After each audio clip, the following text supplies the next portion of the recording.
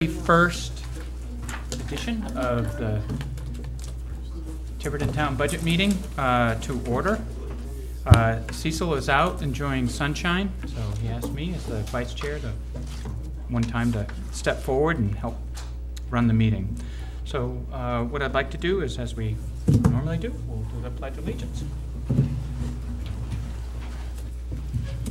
I pledge allegiance to the flag of the United States of America and to the republic for which it stands, one nation, under God, indivisible, with liberty and justice for all.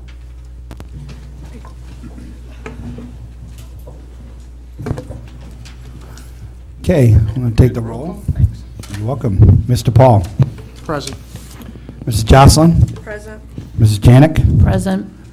I am obviously present. Mr. McNally. Present. Mr. Katz. Present. Mrs. Hollenbach. Present. Mr. Edwards. Mrs. Rochley. Present as well. Okay, we have Mr. Cody absent and Mr. Leonard.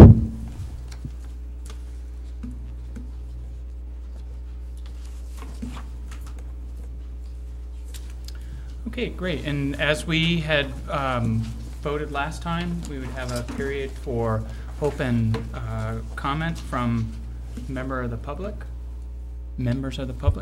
Are there any in the audience that would like to come forth and speak? For the town record, it might be nice just to read that statement that we passed. It's public record. It was posted everywhere. Okay, just terms of in terms of stating to the public how public comments can be attended to. Mm-hmm. Would you like to read it? May I? Sure.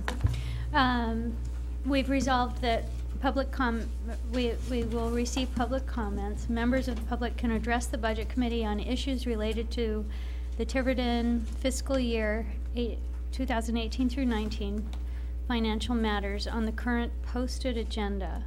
Each speaker will get 3 minutes to address the Budget Committee. Members of the public are welcome to submit written comments to the Budget Committee about issues related to the fiscal year 2018-19 budget.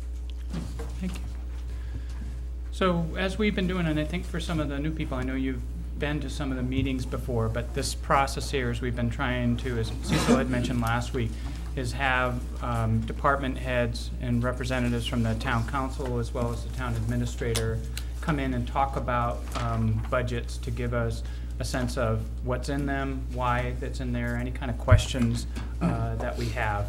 And if I have this correct, on the 11th of January, we received from the town council a very draft budget, and I believe that's still what we're working from. And then from the town administrator, the book that we have put together is some of the backup that goes through each one of the line items and giving some historic information. So what I'd like to do is ask the acting police chief, Patrick Jones, to come forward, and whoever, whether either from the town council or town administrator. Great.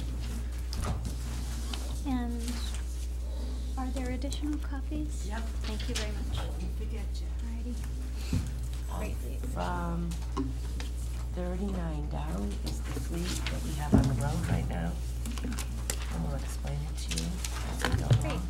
Did everyone get one? If Alex comes.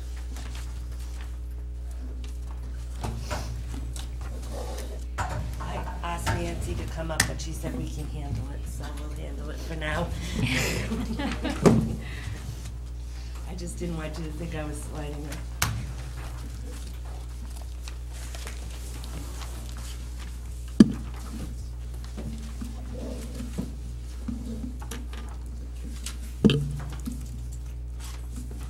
Do you want to do Capitol Police first? Or Sure. We'll let you go forward if that's the best place to start.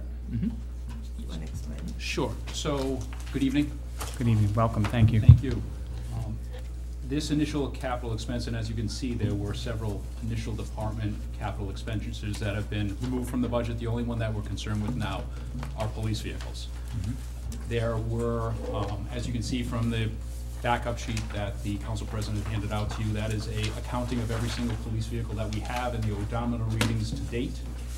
The $96,000 would support the purchase of 3 additional police cars that would replace the vehicles that are over 100,000 miles on your sheet.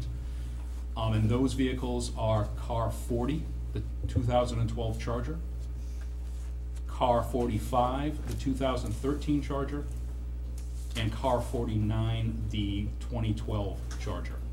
You'll see a one for $155,000 at the top. Car 4, we weren't being cute by leaving it out. It's an undercover car. So we can't tell you what it is. Exactly. So that's what that is, and that's used for undercover purposes. So it's not a mainline patrol car, which the ones that we'd be requesting would be for the officers responding to emergencies. As you can see, the town administrator only okayed 1 car. And Patrick, is it all right if I? Of course. Yeah. So we had a budget workshop on Saturday. Our goal has been, and it was done by another council, to replace cars 3232. Last year would have been a 3-year car replacement. We bought the 4 Chargers last year. So the council did agree with buying another car, because we do have some cars that are out there that have a lot of miles on it. But we kind of have an idea on how to do it. Would you like to explain that? So given the details that we have, police officers working details, per the collective bargaining agreement, a police officer gets paid $45 an hour for any private detail. Any private detail, also, we charge an administrative fee of $20 per hour if they utilize one of our police cars. So given the amount of details that we've had, specifically with the casino construction, which requires a police car every day, we also had the upgrade to all the street lights in town. We also have Stanley Tree Service, which are trimming back all the branches from the power lines. There's a constant flow of details that are coming in. So what we'd like to do, and what the council did like the idea of and approved of, is utilizing that detail money and setting it aside in a lined item account where we can purchase a new police car.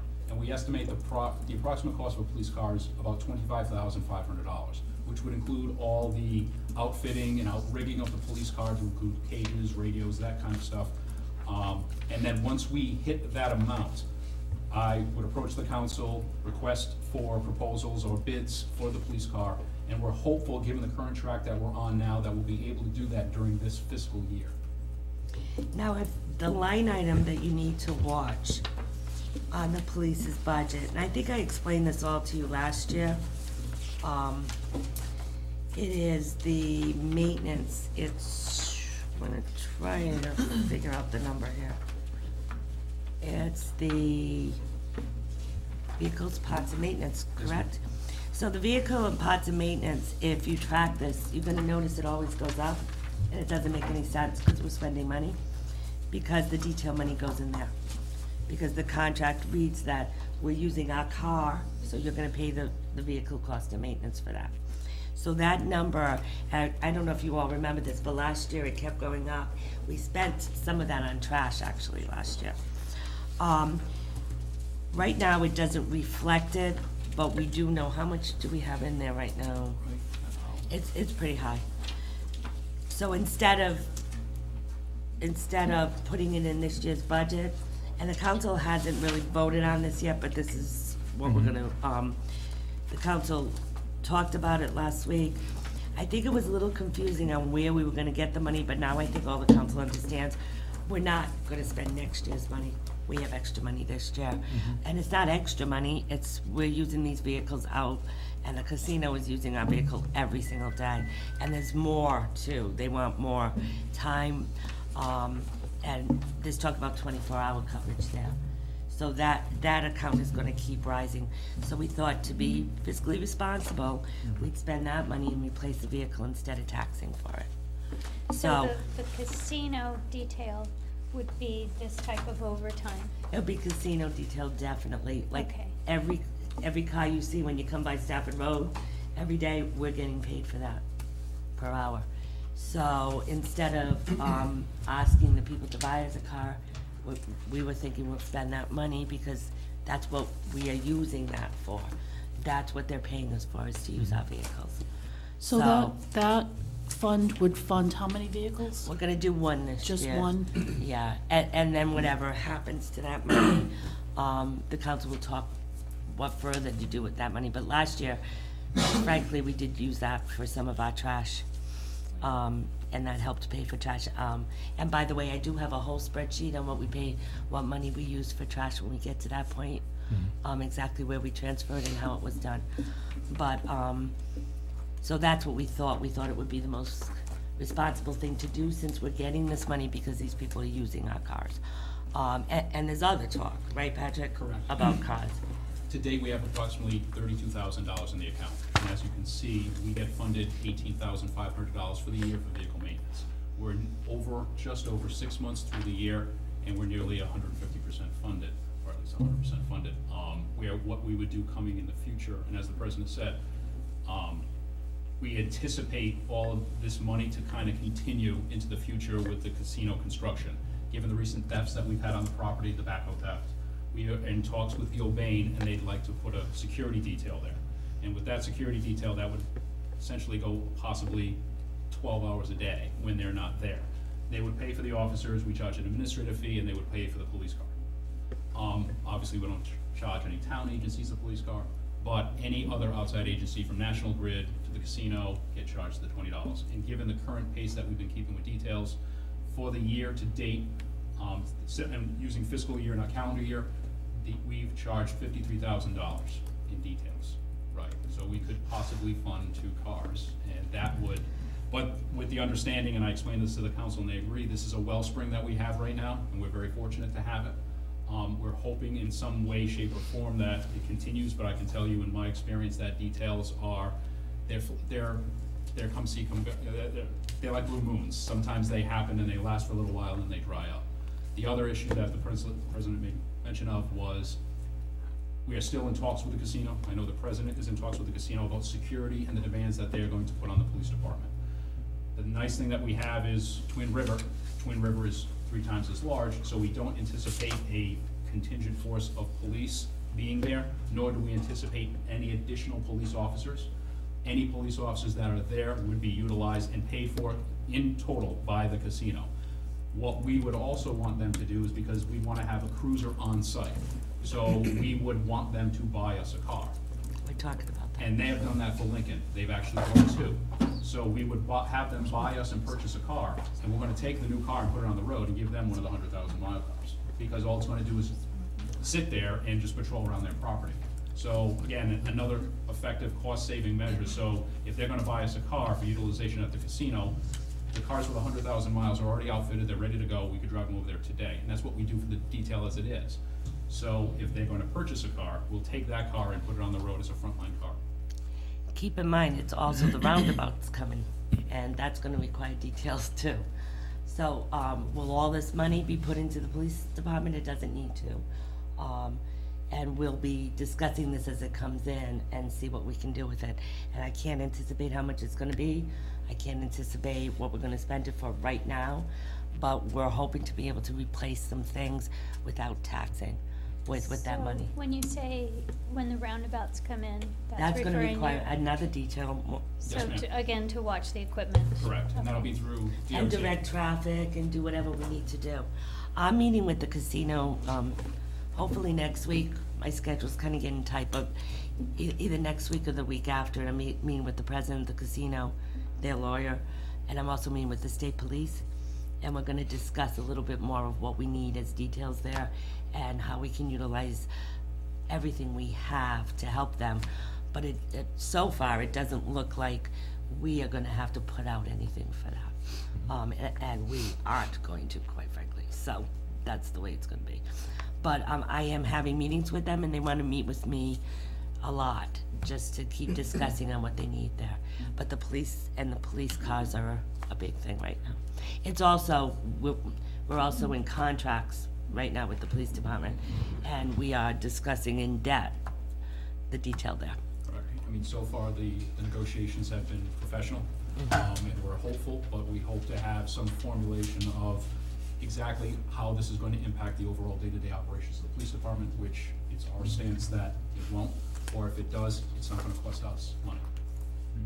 Could we go back, so we're on, The capital?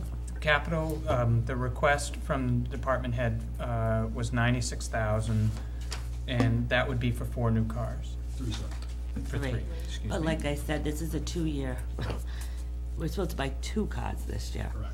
So that was, keep in mind, a lot of this budget was made by the police chief that has left. We were supposed to buy 2 cars this year. If you look, we are doing pretty well right now with our cars. And we noted that we bought 4 cars last year, which we were only supposed to buy 3. So I said, so 1 we already bought, and we think we can use we know, as long as the council's in agreement, instead of putting that in the budget, we will buy the car with this year's detail money. And will be part of our, next year, we're on a 3-track, but depending on what's going on here, we may buy an extra car. So it's 23 for outfitted cars, is that what you said? Or- It's 20, it's whatever's there, Justin. 25.5? 25.5. Yeah. So And we we're- have, go ahead. Our schedule is 3 this year, but you're not gonna do 1, and you're gonna buy 1 with our schedule is 2, the request was for 3, but you're not gonna do 1 of them. You're gonna Because we buy bought 4 police. last year. Correct. So you're gonna budget 1, so that capital line item is gonna drop to the. 0. So we budgeted for 3 last year, we received 3. The 4th one came from, we had a cruiser accident, and the vehicle was totaled. So what we could replace out of cruiser maintenance, because we had the overage from the details, and the insurance company, we were able to buy a brand new car. So that was, actually, that's car 46 on your list. And as you can see, car 46 only has 13,000 miles. So that was the replacement. All those cars, 13,000 miles, which is car 46, that are in those teens, those are the replacement cars, 23,000, 16,000, those are the newer cars. So for this year, where initially it was budgeted for 3 cars, that was an error. This is a 2-car year, as the president stated. So, in trying to obtain those 2 cars, we'd like to purchase 1, hopefully before June 30, out of vehicle maintenance, given the current pace of the detail money coming in. And then once the casino opens, possibly late fall or about sometime in 2018, get that 2nd car from the casino. How much mileage do they do yearly? So, yeah, that one is, what we try and do is we pace the cars out. As you can see with the cars that are 100,000 miles, we try and use those as spare pieces, because we're trying to save those cars. The ones that have the 13,000 miles and the lower miles, those are either supervisory cars, because we don't give the brand new cars to the younger police officers, we give them to the senior members. They're brand new, they have a breaking in period, and we prefer to give them to the senior members. So then once they are broken in, we kind of move them down. So, but on average, we average about 4 police officers on duty every 8-hour shift. They could run anywhere. A supervisor has a little less because he spends more time in the station, but an on-the-road patrol officer could put anywhere between 70 to 100 miles on in an 8-hour shift. So if you're doing the math, some of those cars, and sometimes these cars, for lack of a better term, don't sleep. They go 24/7 because they're just handed off to officer to officer. So it's very possible that some of those cars are getting anywhere between, on average, 250 to 300 miles a day. To your question, I'm hoping this line item will be 0 the next time I see you. Okay, we've discussed it. It seems like the council's on board with it. We did not vote on what we discussed because, quite frankly, we want to do the fire department. We want to look at all the capital because some capital will be changing. But I think the plan is, and as you can see, we have a plan, that line item will be 0. And we will replace the cars. I don't want anybody to get nervous, but we'll replace the cars with detail money. So now, so 1 car's coming out of the maintenance budget, and that maintenance budget was not needed this year? The Or- maintenance budget is totally, we always have a deposit in the maintenance budget because of the detail money. The detail money is put into the maintenance budget. Right, but, so that would have been on the revenue side in last year's budget? It automatically goes into that account. But was it estimated last year and part of? Last year, I went over it last year. We ended up, using it for other things, but I don't know if you remember this. I said that I remember, that I noticed it kept going up and up and up, and the treasurer explained to me why. So we transferred some of that money out, which was the original 15,000 or whatever it was. And I think we ended up buying, we might have bought a car with that. I think we did. I think we might have bought a car with that, but I'd have to look at No, what I'm getting at is, but by the time we wrap up, you've got the expenditure budget and the revenue budget. So it sounds like this never goes in the revenue budget. Correct. So It this is goes just right into off-budget vehicle. spending that just appears in the expenditure budget, It goes into unauthorized by the vehicle. FTR. No, Nancy, you want to explain this a little bit, because Denise explained it Ms. to me. Katz is right, it's not in the revenue. Right. So it's just, It's, shouldn't it be though? They have some type of agreement with detail that it goes into the maintenance account. So moving Vehicle forward, maintenance. I've had this explained to So me much. 100 times, and I just had it explained to me 2 days ago by the treasurer But you're again. absolutely correct, I know where you're coming from. And It's that, not right, really and I shown know in where you're revenue. coming from too, but this has been done forever. I looked back, way before me. The bookkeeping is that because they use our cars and we get this percentage, it goes into vehicle maintenance, because that is what the agreement is. This money is used for our vehicle maintenance. So how Denise has been doing the bookkeeping, and the treasurer is way before her, that this money goes into vehicle maintenance. I understand that, but, so we It get never- money, for example, It doesn't show in the revenue. but for education, we get money from the state. That's estimated as dedicated Right. education, but it's in the budget, or at least estimated in the budget. So it sounds like this pot of money, It's in the 50-something budget. thousand. If you look through history, our vehicle maintenance account goes up more than it goes down. We start off with 15,000, okay, and say we spend 7,000, but we have 20,000 in it. And if you watch it, that's how I discovered this. It's always in that account. It shows up on our budgets and on our actuals. It will show up. So it's showing as a credit to an It's expense. showing, it's, right, that's what it's showing as. It's not like it just sits there and nobody knows it's there. If you look at our actuality for November, you'll notice that we put money in this account every month. Or some months we didn't have, details, but lately we have details constantly. That number is, if you notice, we're always putting money in that account. About how much every year on average does the detail? Oh, I don't know, I have to look that. yeah, It depends. Yeah, this year, obviously, with the casino construction, a is an strange anomaly. year. I mean, $53,000 is probably Yeah. twice, 3 times what we would normally get. I would say the number would be more conservative into the teens, that we would maybe double the budget. If we get $15,000 to $18,000 in vehicle maintenance, we might touch 25,000, 30,000. But this year, this past year with the casino construction has been that anomaly.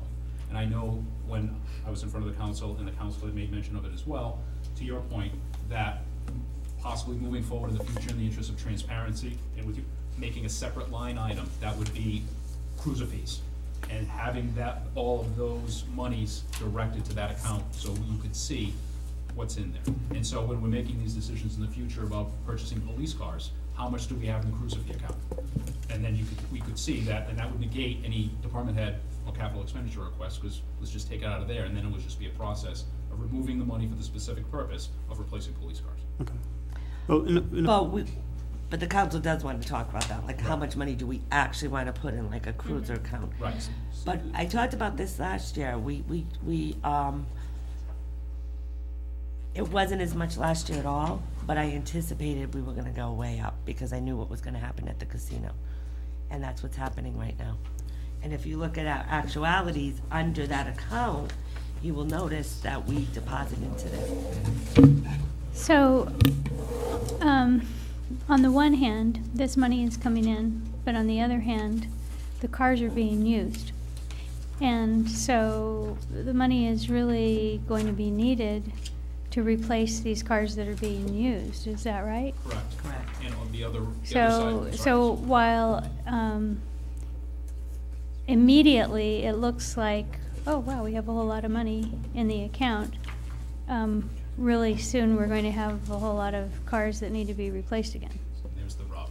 Okay. Because All right. if we don't replace cars, which fortunately the council, myself, we have a plan to not negate the replacement of cars, because that's Okay. our lifeblood, as you know. It's our biggest and most frequent capital expense. But this is as the president said, a one-time kind of issue that we're dealing with, which is fortunate for us, and we have flexibility.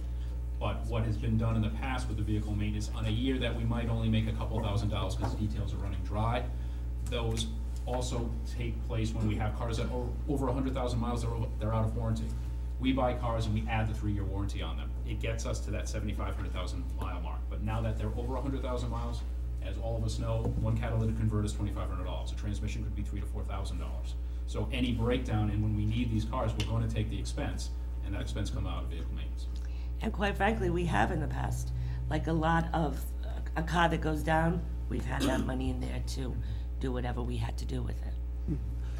Just to understand the process, not going forward necessarily, but, so for this budget year, the expenditure budget had $13,500 in the vehicle parts and maintenance. So, but the revenue from those details was not in the revenue budget that we had. So we would have budgeted out of tax money $13,500. That was anticipated to be covered with detail fees. Because we spend over that every year. We And then- spend over 13 every year. So all the detail fees are Pays essentially for other just an vehicle. off-budget slush fund at this point. It's never called a slush fund, and please don't say that because that's insulting. It is not a slush fund. I don't know why you're attacking us on this, because what I'm saying to you, Justin, is instead of buying a car and taxing people to buy that car, we are being innovative and we're looking at what's happening, we're looking forward, and we're getting money in. So instead of, because that will, let's face it, that goes into the general fund eventually anyway. If we don't spend that line item, it will go in the general fund. So instead of it going in the general fund and us taxing you next year to buy 3 cars, we will buy cars this year with this money. And I think it's very responsible, and never call it a slush fund, because that's not what it is. Well, it's money coming in, it's not on the But it's budget not a slush fund, that you can slush around. We don't slush around. no. Slush, I like slush, I Put don't, my oar in the water and- and just say, to me, it makes sense. Thank you. Use the money that's coming from a detail to support a police car that's being used on a detail. I don't see a problem. well, it's not, but Another it should be in the question I budget. have just about these cars. So these cars at the casino are mostly just hanging out at the casino, right? Yes. So are they idling? Yes. Um, Because they keep the lights on. So if they Okay, don't, okay. So if a car is idling, this was discussed last year, but I need reminded. 3 times the odometer, It's 3 times the odometer. Okay, the wear and tear. the hours on the car. Okay. Correct. Like a fire truck, they have a little meter on Okay. fire trucks. They show the hours of the Oh, all this right. diesel, how long it goes. With a police car, because we have to keep the lights, the motor running to keep the So lights it on. breaks the car down? Yes, it does. faster. It's constantly running. Correct. Okay, thank you. So can I, so if I have this right, I'm sorry if I'm the only one that's not getting it, that we're still preliminary, so the stuff that we're looking at right now, we know may change, but the goal for FY19, so we start July 1st in the new fiscal year, right, is the hope the police department wants to replace 2 cars. And right now, what the town administrator, the far right column, has got money for $25,500 for 1. Because we bought 4 cars last year, we were only supposed to buy 3. Okay, so there's a request here, and the hope would be, is that a second car would be funded out of the detail money. Is that correct? All the cars. So the potential is that this 20, as you were saying before, the 25,500 in the far right column may not be needed. It'll be zeroed out, and I will give you that updated budget, because we're meeting on Tuesday, and I'm hoping to vote on this on Tuesday. And can I, so if we charge $45 an hour for detail work, is that correct? Per officer, correct. Per officer. And that money has to pay for the officer's wages, correct? Yes, sir. Right, so it's what we net from that is what goes into this account to help pay for. No, sir.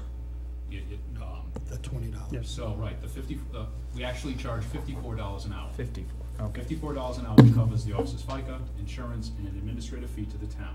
for the processing of the paperwork. The $45 an hour is the amount of money the officer takes home per collective bargaining union contract.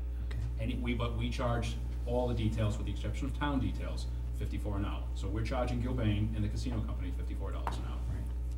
We charge them $20 an hour for the cruiser. I see, okay. In the very beginning, Mr. Jones, you said it was car 40, car 45, and car 49. Were those the three? The ones with 100,000 miles? Correct, sir. Those would be the ones we were looking to replace Yes, sir. within the next cycle? Correct, sir. Okay. But if you look up here at car 2, it only has 26,000 miles, so Patrick was talking at some point About swapping them out. Correct. So we can just even out mileage. And that's what we try to do.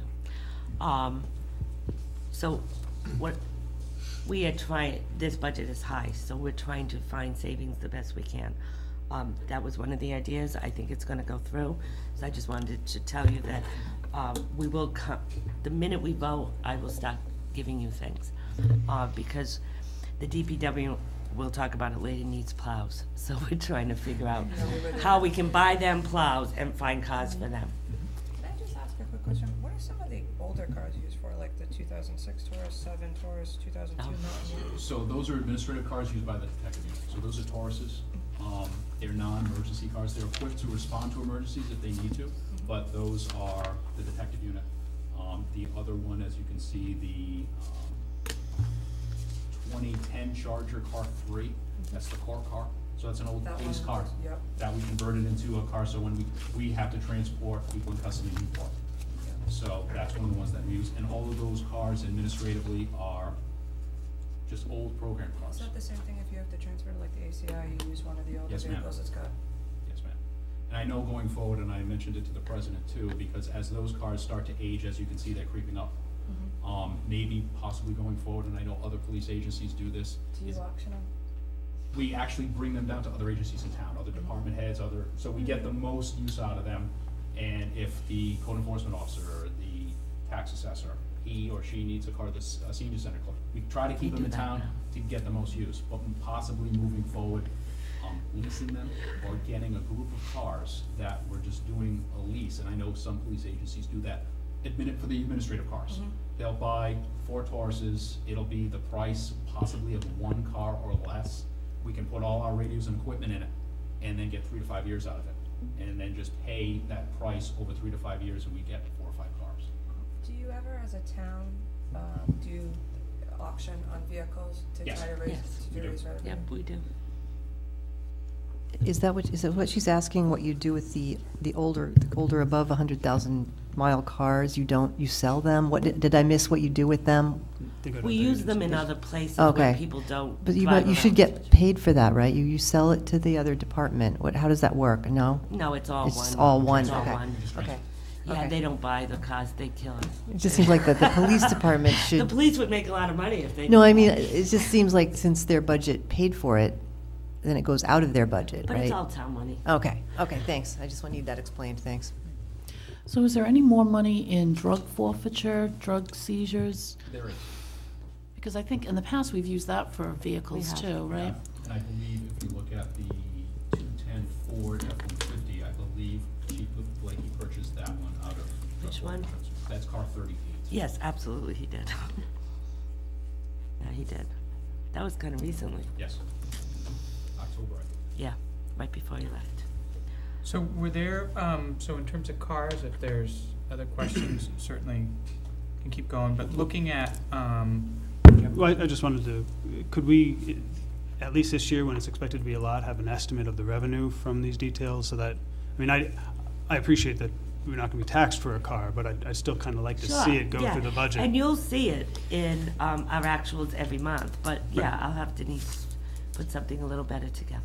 Well, I mean, just officially for the FTR, so that when we approve the budget, there's actual, a real picture of what the town is spending and not spending.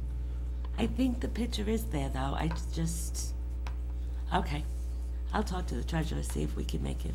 She's already committed to making a line item Yes. there. Okay. And the Chief Jones there has discussed it with her. We've already gone through this to the treasurer's office. Well, That's the whole purpose of It needs to telling be a us, line item. right? That's what course. you're, Right. that's what you're reading. You let your own cat out of the bag. Thank you. It's all you're hiding. Nope. Right, so I'll let Patrick do the rest, and I'll just be here to answer questions if you like, or, of course, I'll add something if I need to. So that would bring, we'll start off just about police department. This year, the police department incorporated the municipal court into our budget. So that's going to be taken from the town clerk's budget, and it's going to be incorporated into the police department. And I'll explain that once we get there, as far as the duties and responsibilities of the logistics of running the court are going to be embedded inside the police department. So it just made sense to bring that under the police department's umbrella, similar to like the animal control and harbor patrol. So the first item is the municipal court judge's salary, which is set. So can you just, 1 second, so we're done and in terms of looking at any capital expenses, the cars was the only That's correct, sir. item that, all right, okay, good. So then, thank you, Nancy. And this would be 1960, Mr. That's Jones? correct, sir. Great.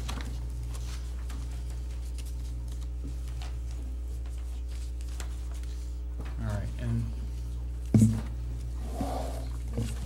so for all of us, we're on the annual budget document that we had from the 11th on page 9, right? So I'm going account number 1960, municipal court, thank you. So that first item is account number 5114, which is the municipal court judge's salary, which is $12,500.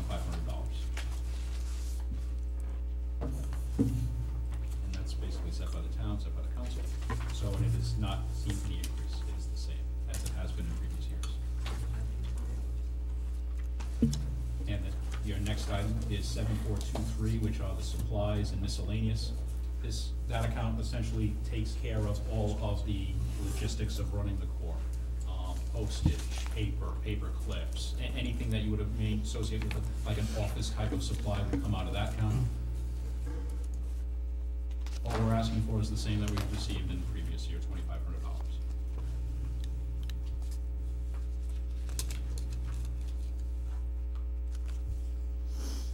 And the next one is 7530, the computer software maintenance. So that's a $6,000 maintenance, and how that works is we employ with the state, it's a software company called Curia. They handle all the municipal courts in the state, which I believe there are approximately 18. So what we do is when we have all the traffic tickets that come into the town gets their share. We have and adjudicate the traffic tickets here. This software program allows the clerk and the judge to immediately transfer all those dispositions, into the court system. So if there is a payment, if there is a suspension, any court action as it associates with the traffic ticket is accounted for and monitored by the system. So that price that they charge all of the cities and towns that have municipal courts is $6,000. May I ask, only because I'm new, back from 16, 17, that didn't exist. So what changed that was put in the budget last year? How did that change from? So now the court has gone pretty much what we call e-ticket. So those traditional paper tickets that you would see that would be issued by police officers, that's gone by the wayside. So now everything is electronic. Before, what the clerk would be responsible for doing is taking those tickets and literally mailing them to the court. Now the court sees that. So if you come in, heaven forbid any one of you get a traffic ticket, but when you do, when you want to pay it, you come into the police department, you do your payment, the clerk will process it there, you'll get a receipt, it gets processed immediately, and immediately it shows that you paid. So there's no lag time in waiting for that check to clear for it to process. And that saves more time, just efficiency and. Exactly.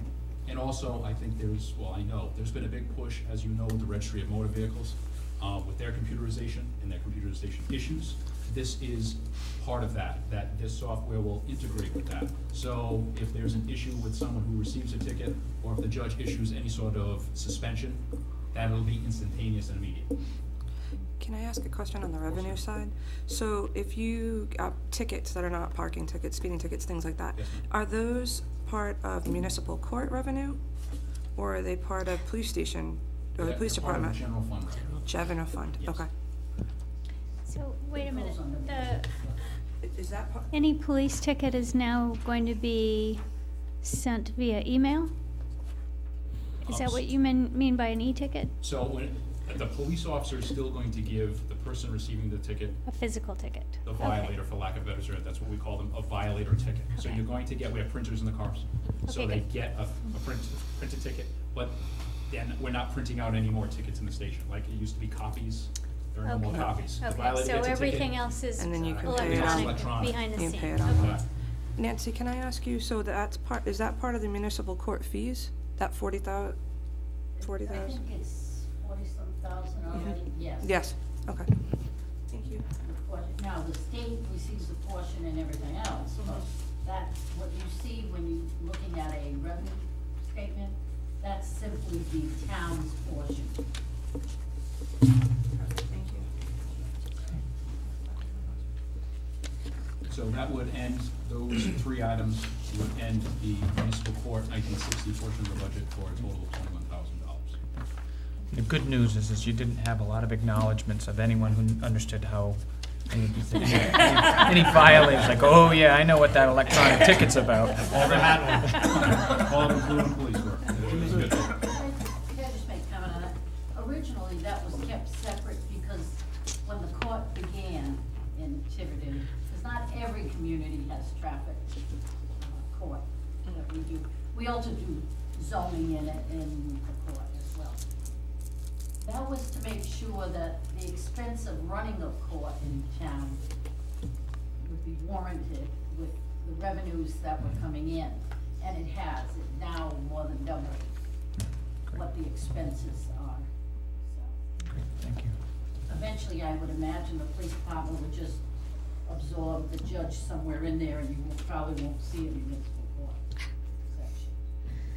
Keep that in mind, you're gonna do that Because eventually. it's established itself with revenue now. Great, thank you. So now we can move on to 3330 Police Department. Hey, Jay.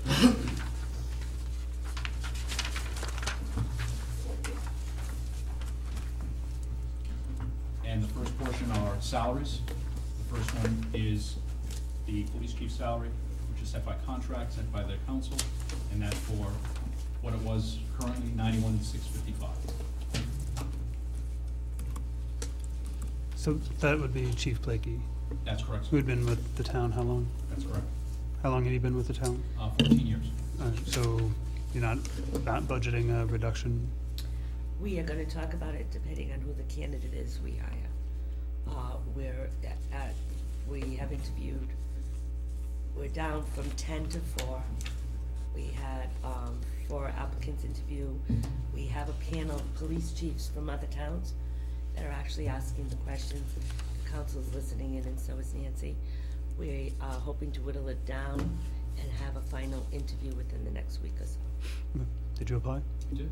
He did. Did you make the final 4? I did. Oh, okay. Yeah, he did, yeah. I feel awkward. Well, I don't think I would have said it. And Mr. Jones would like to see a line item adjustment to that to go up, So- just in so- case, I'm happy with this. for the record. Right where it is. So Patrick, we did, I'm sorry, Justin, we did talk about that, and depending on who the candidate is So- and the amount of experience and everything, we will negotiate a salary. So that might change. Can I ask for just public consumption where that stands compared to some of the other police departments around us? It's not high, it's low. Be on the lower end? Oh, yeah. Okay. Right, with comparable towns, though, small Yeah, and it's that still a type of little thing? low, but that's what we advertised it, like, it's still a little low. We're a little low in a lot of our salaries, but we are low. Am I right, Patrick? The lowest. The lowest, okay, I knew it was I close. was waiting for I the didn't name. want to say.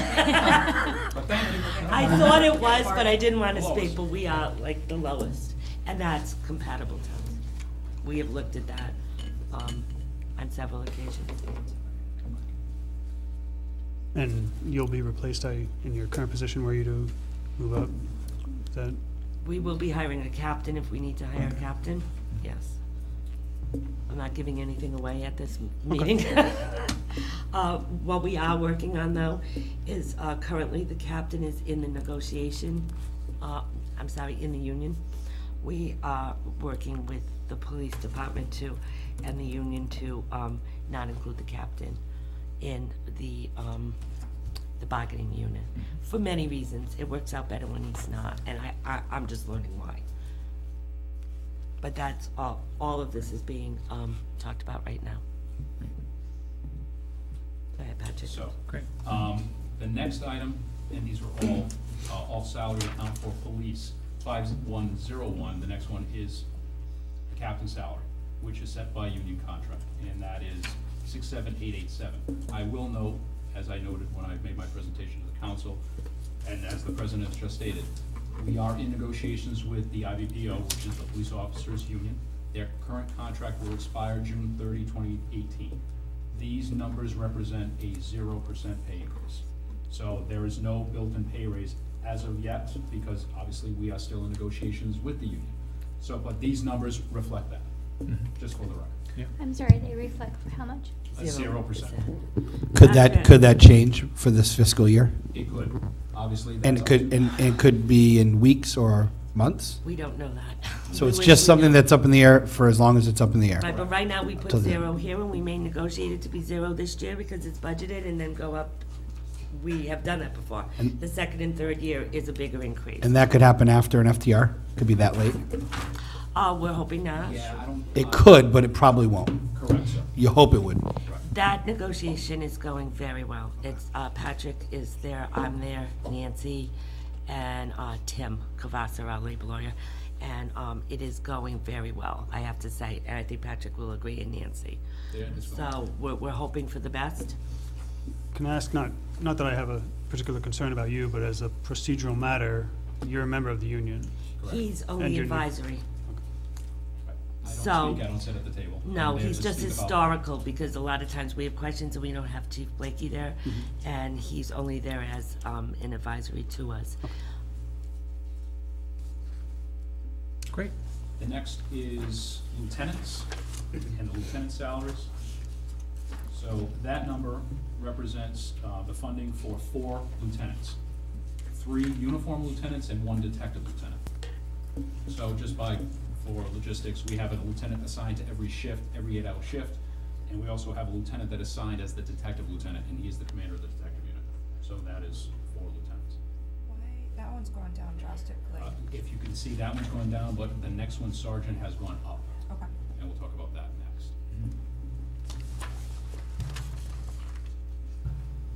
So the next one is sergeant, and as you can see, there's an increase in that, and that's from the, what we did do is, one of the lieutenants, we had a lieutenant that was an administrative lieutenant who was in charge of training. He was also the accreditation officer. So in negotiations with the union, what we've done is we've taken that lieutenant and reduced it in rank and made 2 sergeants. So we feel that, and by doing that, we have a planning and training sergeant, and we also added another sergeant to the road that was already in the collective bargaining agreement, which by adding another sergeant to the road, that position, it's Sergeant Monroe, works a 4 and 2 rotation, 2 days and 2 afternoons. So what we're doing, and as you know, we hired 5 new police officers over the year. We have a young, progressive police department, but an inexperienced one. By doing this, we added another supervisor to the road, so we're not paying an OIC, but we are having a supervisor on duty, a ranked member of the department, a senior member of the department, to supervise the shift. So the total number of sergeants or individuals who hold the rank of sergeant, there are 4 uniformed sergeants. So there are 3 lieutenants, 1 on each shift, 3 sergeants, 1 on each shift, and then the swing sergeant, as we refer to it, as I just mentioned, who works 2 days, which is 8 a.m. to 4 p.m., and then 2 afternoon shifts, 4 p.m. to midnight. So days, afternoons. And then the planning and training sergeant, who took the place of that lieutenant. So he's not getting sergeant's back. Is that a total of 6? That is a total of, actually there's 2 more sergeants who, they're not sergeants, but they're detectives. And per the collective bargaining agreement, any member who serves in the detective unit gets the rate of sergeant. So that makes a total of 8 sergeants. Thank you. And we're also working on that with the union as well, as far as the detectives who get the stipend of pay. The next one is first-class patrol officers. The department has a total of 12.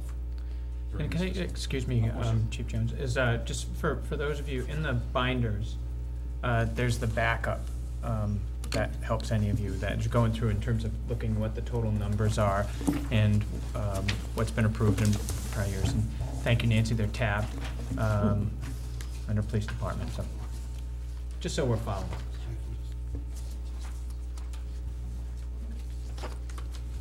Great, please, thank you. So, that was first-class patrol officers. Then next is second-class patrol officers, which are 5. And yes, those would be the 5 that we hired the last time around during this past fiscal year. They will become second class. Can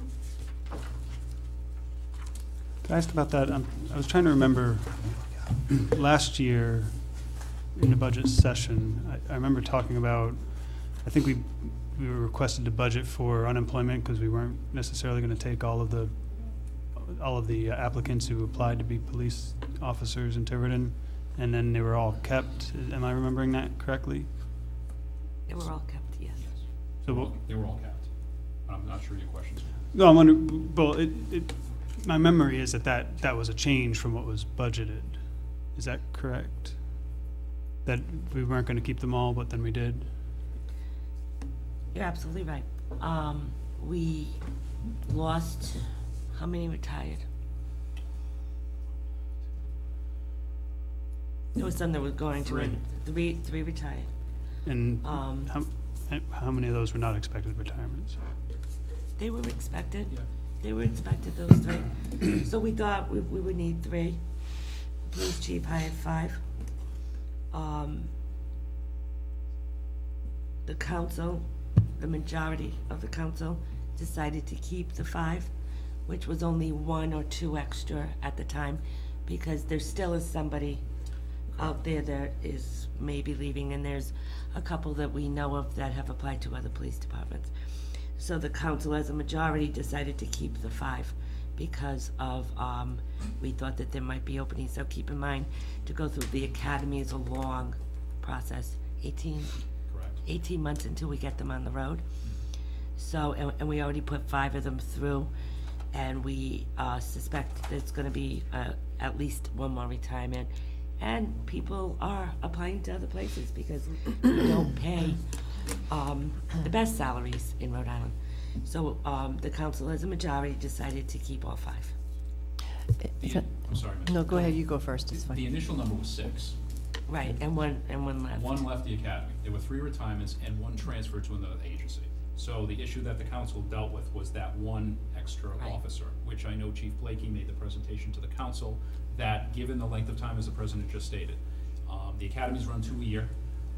Given the process it goes to get a qualified applicant, put them through the academy, which is a 20-week academy, then 3 months of field training, it's approximately 18 months. If we had an opening today, that person would not be in a Tiverton police uniform when being utilized into the spring of 2019. So there's that backlog, and with that, the chief made the argument that that 1 person that you're funding will pay for itself by being ahead of the game when we get a potential, another transfer or another retirement in the future. I think at the time of the decision, there was 2 extra, but we knew somebody else was going. Yes. And it did happen that way, so it did pay off that way. So we have 1, we theoretically have 1 extra right now, but that could change tomorrow. Is that, go I'm ahead. sorry, no, I'm sorry. Is that reflected in overtime? Are we seeing reduction in overtime? Yes, we are seeing reduction, tremendous reduction in overtime, within the last couple of weeks, or almost a month. Last payroll period was Yeah. approximately $2,200 total for 46 police employees. And 2/3 of that was dispatch, because the chief's administrative assistant, Mrs. Mallow, she retired with the chief. So we've removed a dispatcher and put her in the administrative role. So now there is a vacancy in dispatch. But we've moved people around to kind of cover the vacancy. But there's still that little bit of just the rotation. So the majority of the overtime that we're getting and utilizing now is coming from the 8 people, or I should say the 7 people in the dispatch center, and not the 30 police officers. So it would have been typical for 12 to overtime? 14,000. What's that? 12 to 14,000 per payroll. Can I ask a question? I had a question. What did you say? Jen was speaking. Actually, I had been first before, it's earlier. So, All set. what, it's, I was, so it should be fine. I thought Chief Blakey had said that it was a negative when you train for all those months and then they leave soon after. I thought, and now you're saying that there was a benefit to it. Is that true? What's a negative?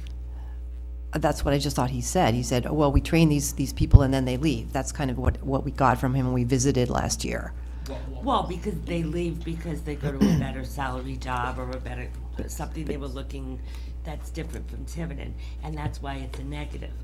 But we knew that we were going to have these openings, and we have to replace them. We have a minimum standard. But how is it a positive that you're training them and then they may leave? I just didn't get what you just said right now. Well, right now we're saving on You're ahead of the game, you said? Sorry. We're Yeah. saving on overtime right now. Okay. So, We're saving on overtime because there's a minimum of 3 men on the road at all times, and we have Okay. more than that. So if somebody calls in sick, we don't have to replace that with an overtime officer. so the negative, I believe, that the chief was referring to is we vet these candidates. We spend a lot of our time to find them and money to equip them. Right. And then we train them, and we're paying their salary and their medical benefits while we do. And we train them up, and then they get on the road, and then they get poached by other agencies. Because they're trained. Because we become a farm team for the major leagues, for lack of a better term. So they see and these are young men and women who are at a point and they talk to their colleagues across the state. So they are all covered under union contracts, so they're going to compare. So Yes, other municipalities train them also and have the same thing happen probably. It's a nationwide problem. Yeah. But is there any way to put in the agreement that if you are trained in your department, you have to stay for 2 years or something to get them to stay? We're actually working on issues, but there is current language in the contract as far as payback. So if you're a probationary officer, it's 100% payback for any training, out-of-pocket expenses such as uniforms and equipment. They get to keep their salary, obviously, but anything that is something that we can't pay back, it comes back. And then it's a sliding scale to 100%, 75%, 50%. That's in negotiations right And then now. we're working on other issues to, Sounds good. and the officers also recognize it's a recruitment and retention issue. It's nice when we have officers on the road to respond to emergencies. We can do other things. It gives the police department and the administration of the police department more flexibility, and we see the savings in overtime, which there's the positive. So right now, the Thank you. positive is everyone's staying. Thank you Right for now. the, yeah, thank you Who's for that. happy right now, right? Yeah. Jen, did you have Jen? some? I did. So if you put a candidate into the didn't police do that. academy and they don't make it through, Yes. are you still paying salary or unemployment benefits if they fail to make it through? What we do is we make them all sign conditional offers of employment. And part of the conditional offer of employment is that they successfully graduate and complete all standards of the municipal police academy. If they do not, which was the case that we had last session, they're fired. Can they apply for unemployment Yes. benefits? Yes. Yes, Are they can. typically granted? Typically, yes. Thank you, that was my question.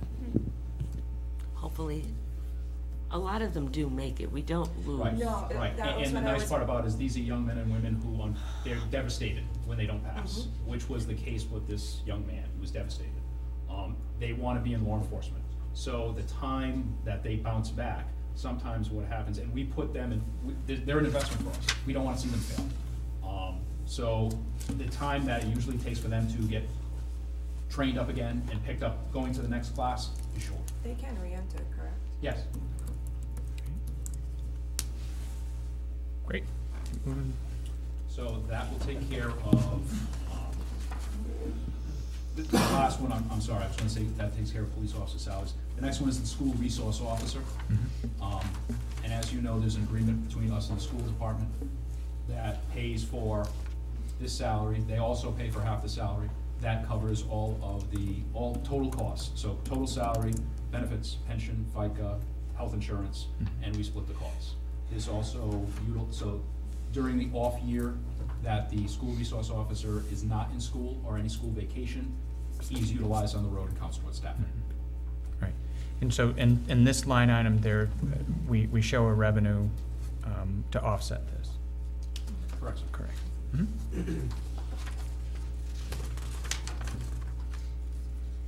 we're getting to 5102, which is the civilian and support staff of the police department.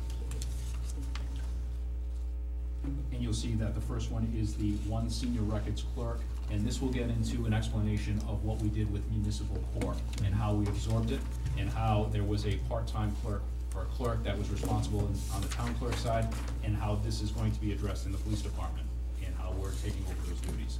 So 5102, you'll see there's record senior clerk 1, record senior clerk 2, so there are 2 actual senior records clerks. So how we're utilizing that is, that's also reflective in the control center operators line of 7.5. So as part of it, and historically in years past, we had 8 control center operators, 1 on each shift, 2 swings that cover for days off on the shifts, and their shifts are an hour off from the police officers. So a police officer shift during the day is 8 a.m. to 4 p.m. A dispatcher shift is 7 a.m. to 3 p.m. So they work an off shift, and they do that so we don't have everyone coming to work at once for obvious reasons. So as part of those 8, the 3 shifts, the 2 swings, there was also a records clerk that was in there. So that position would cover 2 records days and 2 midnight shifts when the midnight dispatcher was off. So what we're doing is we're taking over the municipal court duties, and we're going to make that person that was working the two records and 2 midnights full records. So that person's going to work a Monday through Friday schedule like the other senior records clerk. They will work 7 to 3, and part of their job responsibilities will be municipal court clerk. Also, they will, and I use the euphemism of the analogy of everyone's a rifleman in the police department. So because they fall under the collective bargaining agreement with the ASME union, not only will this person handle municipal court, they'll handle all the other records duties. They'll be cross-trained.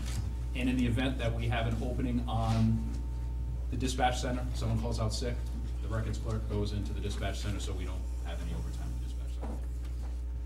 So that's how that will work. So that covers pretty much the records, the 2 records clerks and the control center operators. Okay. Next is the police secretary, which up until recently was Mrs. Mello, but that's the salary of the administrative clerk to the police, the chief of police. Also, these numbers reflect a 1.5 pay increase from last year as per the current agreement with the ASME union. So these numbers reflect that increase. And that contract renews when? Obviously, it's not in the upcoming fiscal year. Couple more years, I think, because didn't we just finish? Yeah. I'm sorry, they all seem the same, but yeah. Yeah. The next, the maintenance mechanic. Oh, wait, one question. What Yes, about the ma'am. control center operators? Did we do that? That was the 7.5 million. Yeah. Oh, okay, thanks. You're Okay. welcome. Police secretary, so maintenance mechanic, that is the maintenance person that works for the police department. That salary is set by contract, and that also represents a 1.5% pay increase.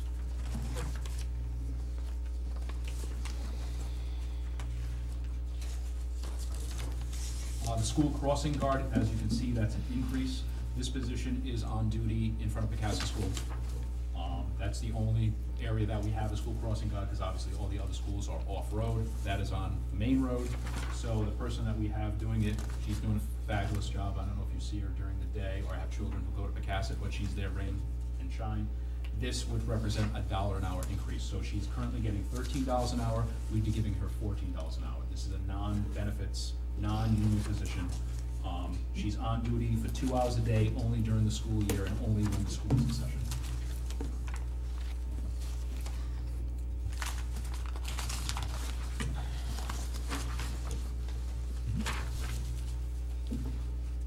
So the next request is overtime. And there was a $30,000 decrease in the request. So there was, which represents just shy of 15%. When I presented in front of the council, given the current staffing issues that we're having, and that we're seeing a dramatic decrease in overtime. We're working on getting that number down even further. work with the president, and I'll work with the members of the council, so we can have a comfortable number. But given the current trend, the 5 recruits that we put on the road, and they finished their field training in September. So now we have, a data that we can see based on trending with the decrease of overtime. And I wanted to have that data to present to the council and to present to you, so I wasn't being premature and just doing 25 or 30 or even higher percentages of overtime. But once we're at full staff, obviously we see the benefit of having full staff because we have that flexibility, as the president mentioned, that we go down a minimum of 3, but on average we have between 4 and 5 police officers on duty, so that gives us a little bit of a cushion to afford for leave time. So that number will change. We're looking at lowering that number more. As I stated, it was 30,000 when I met with the former town administrator, which is representative of approximately a 15% increase. I'm sure that we can go more.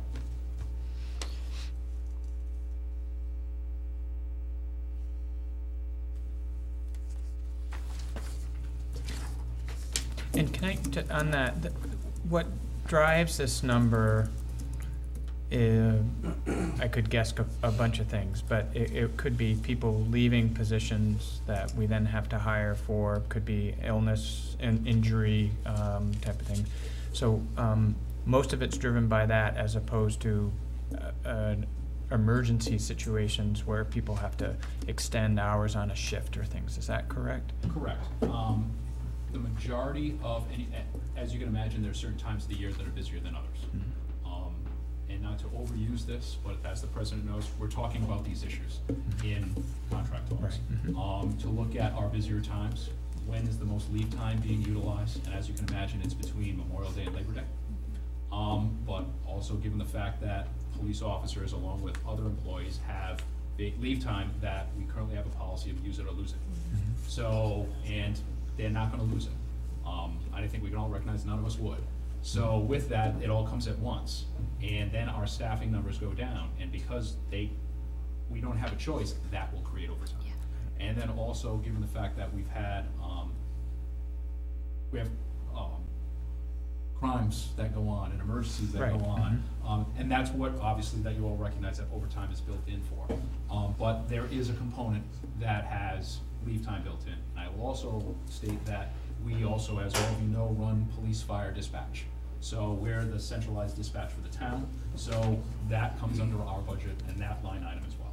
Okay, great. So does their use it or lose it go January to December? It does not, ma'am. It goes fiscal. It goes fiscal? And just a thought, just because where I work, it goes. I know what she's gonna say. Yeah. It goes from date of hire. Yeah. So that. Well, we've been talking, yeah. Yeah, so that all my staff have different dates. So it's easier for me to plan it that way. Right. And what we have, even with collective bargaining as well with the union, they have to give 30 days notice. But as you can imagine, they're getting it in July. So, and we front load the time. And then there is time that they take, and then with the winter, unless people have plans, and then as we get to that first 70-degree day, and we have a use it or lose it policy, people are going to start using their time. So, but we're working on ideas to better and effectively give people their time. I mean, that's time that they've earned, that's fine, and we recognize that. But so it does not just strip the police department of its resources all at once.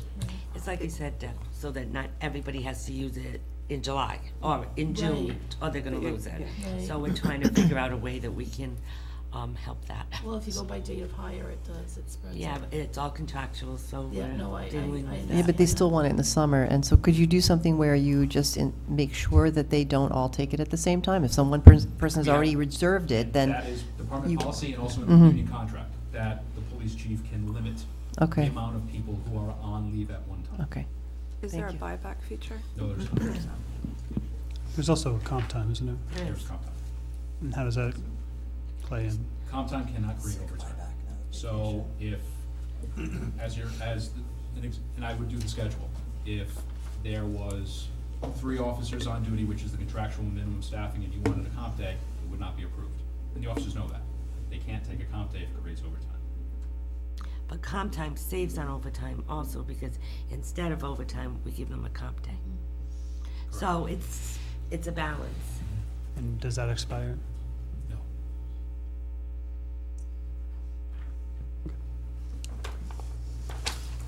Your next line item gets into shift differential.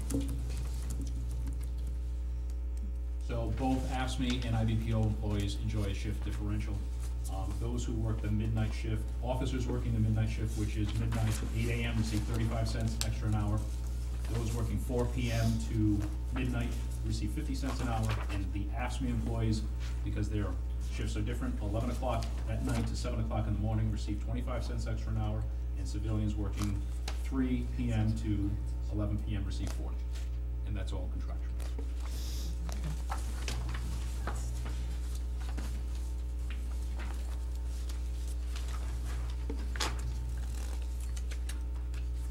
Out of rank pay. This has stayed the same. This is any time a police officer, so we don't have where we have supervisors on the road. It happens, it doesn't happen often, but it does happen that a supervisor will be on leave. If we have a lieutenant and a sergeant working, a lieutenant's on leave, a sergeant calls out sick, that would, but we're still on, still have staffing, that the senior member of the shift will receive sergeant's pay, which is the next highest rank, and that this line item pays for that difference in pay. Can I ask, just because I've seen in the news stories in another town, somebody was out of rank, going up a rank, and then got injured that day, and then got that pay, the upper pay, while they were injured. Is that a feature of a Tiverton contract? Absolutely not. Okay. You never know in Rhode Island. No.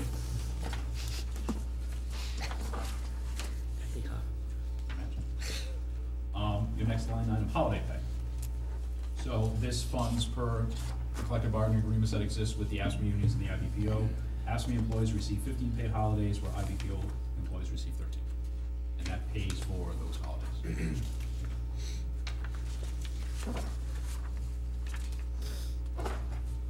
Your next line item, longevity pay. This is, oh, I'm sorry, I skipped one, thank you. Educational incentive.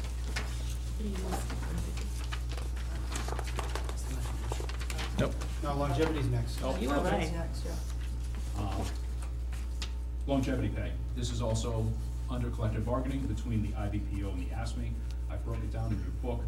IBPO employees receive 4.5 for 5 to 10 years of service, 5.5 for 10 to 15, 6.5 for 15 to 20, and 7.5 for 20 years of service to retirement. The AFSCME employees receive 5 to 10 years of service. They receive 3%, 10 to 15 years they receive 5%, and 15 years to retirement, 6%. Mr. Jones, as a rookie again, AFSCME is what again? What does that stand for? The American Federation of I don't. Southern County Southern County Municipal Employees. It's all the clerks, the dispatches. They're in a union, a separate union. Yes, correct. Yeah, the IBPO is the International Brotherhood of Police Officers, and that all sworn members of the department fall into that. All non-sworn members of the department, from the animal control officer to dispatchers to the administrative assistant to the chief of police, fall into AFSCME. Thank you. You're welcome. So that ends up like a bonus at the end of the year? It's That's not, right. okay, it's not added onto their salary, it's just, They get it at July 1st, at the beginning of the fiscal year. Yeah. One-time check. Same with the other. right, so that when their percentage is figured, it's not on. Used to be fixed in the AFSCME, but a couple of years ago, someone decided it would be percentage. So now it grows with the salary as opposed to just fixed. Yeah. So you said the first of the fiscal year? So in July, that first. And that's the longevity for the prior year, or for the upcoming year? For the upcoming year. So they get paid that first payroll period in July, they'll get that longevity check. For the year coming up. So what if they leave halfway through the year? No, it counts for, What's already been served. yeah. Then They get paid receive after. it Counts for what's in already the been next served. fiscal year. So they always get paid after they've reached their Yeah. milestone. There are some employees, and the majority of employees get paid in arrears, and then there are employees that are paid to date. No, So- what they're saying is the longev- service is for what they've Oh. already served, not for the, No, what's yeah. coming up. Yes. They're Yes. not Yeah, being well, treated, they've they're not already being served. treated. Correct, correct, correct. I thought you meant No. like when they're getting the longevity. No, how the calculation people of what want it. percentage of longevity Exactly. is what they've earned to date. Yes, Okay. not for what they're gonna earn. And they get the check for the prior, July 1st for the prior year. Right. Already For served. what they've served. Yeah, What they've yeah. served. They've The already amount of done their years time. they've served. Correct. And Yeah. I'm sure it doesn't amount to much difference year to year, but do we count that for the prior year or for the current year? Do you know offhand? I'm not sure what you're asking, sir. I'm not sure. So- what- Prorated, so Yeah. if my anniversary of the 5 years happens to come in December, in July, I only got a portion of whatever years I had completed, and then I moved up to say the next year was 8, I got the difference at that anniversary time. So all longevity gets paid in July, but if you reach the plateau of another plateau on it, you receive the difference on your anniversary date, because then I'll have actually completed my 8 years service, or whatever the term is. So it's really not one check sometimes. Right, Nancy? What's that? It's not one check, in some cases. You get 2 checks, or two Well, payouts. yeah, you'll get 2 separate checks just because the amount, Yeah. Right, so if you get the check in July, yes. you go up a rank, a promotion, whatever, halfway through, and it goes up, or your anniversary hits halfway through the year, you get the difference Right. for that year. So it is paid forward, so the Yeah, check you get in it means July I've covers completed that fiscal year. So if in July, I was still in my 7 years, and the plateau was at 8, I'd get an increase. Mhm. Well, in July, I'm still only 7 years, so I get my $1,000, say. But then, in December, when I reach that 8 years, I'm gonna get the difference, if it's an additional 200 or something. By the way, I don't get longevity, but I'm just, if I did She get it. doesn't get it. So, yes, when you Okay, so- reach the years, complete the years, you get the that's what the base of how much longevity you Right. get. And you've always completed the years before you can. But if instead of getting an increase in a mid-year, you left, say, you'd essentially have gotten longevity for time you're not working. No, Right, because I already earned it. Right, I you've have to have already earned completed it that after many it. years to Okay, get it. all Right. It's only paid after After you've they done, make the- so after they're you paying worked. for what you've served as of July, that July date, Right. right? Yeah, Correct. right. So they've loaned us their time. Well, their longevity, yeah. I mean, we're paying people. They're lucky to get after they- longevity. After they've already We're done paying it. for that, right, Well, exactly. all new employees do not get longevity. This is All the just- contracts for several years already, new employees, that was one of, I think, 2 councils prior, that was one of their objections. Yeah, I was To on. remove longevity Oh, from the contracts. So once you've given a benefit, it's awfully hard to get those benefits out of the contract. But in the cases of longevity, I don't think any new employees in the No. town I are know gonna receive police don't. longevity. I don't Fire think so. don't. I know AFSCME isn't, I know Oh, Teamsters isn't. well, then I know police and fire I don't know about the right? police. Right. Did- No, the police still get longevity, but that's still as part of the union contract. The Okay, longevity's still in then there. the police. Yours is, But okay. AFSCME Well, and the I'm thinking of what we Teamsters do want. not. And I think it's from 2000, probably like I don't know if the new employees do those. 10 on You or think so? something. I don't remember. It's been removed from I'm those. getting confused between the two. By new employees, though, do you mean effective a certain date of hire? That's correct. Okay, all right. Because other than that, you have to work 5 years, complete 5 years before you get Correct, that first percentage. That's correct. correct. Well, it But would seem, anyone being hired in Yeah, these, you're not getting it walking into the door. You gotta get it It's by. longevity. Exactly. And then the next step is at 10 years. well, it would seem to me one of the good things about this line item is it's a known. It's based on the past, right? So it's not going to, can't skyrocket. nope. Okay, keep moving. This is educational incentive. So this is money that is for police officers for collective bargaining that they get. The breakdown is $1,000 for an associate's degree, $1,700 $50 for a bachelor's degree and $2,500 for a master's degree. And then any other degree, so if they have an associate's in something else, or bachelor's or master's in something else, other than criminal justice sociology, those are the two that are covered under state law, so that's reflected in the collective bargaining language. They get this through biweekly payroll. So That's you divided by get paid this 26. much every year because you have an associate's. That is correct, sir. If you have two, you're only gonna get paid for one. That is correct, sir. I asked that question last week. So this is not part of the regular salary that they get hired with? If they have a baccalaureate degree, they get hired, and it's just part of their salary? That's correct. Okay, it's just... It's an incentive. Okay, okay, thanks. Okay. Sick leave buyback.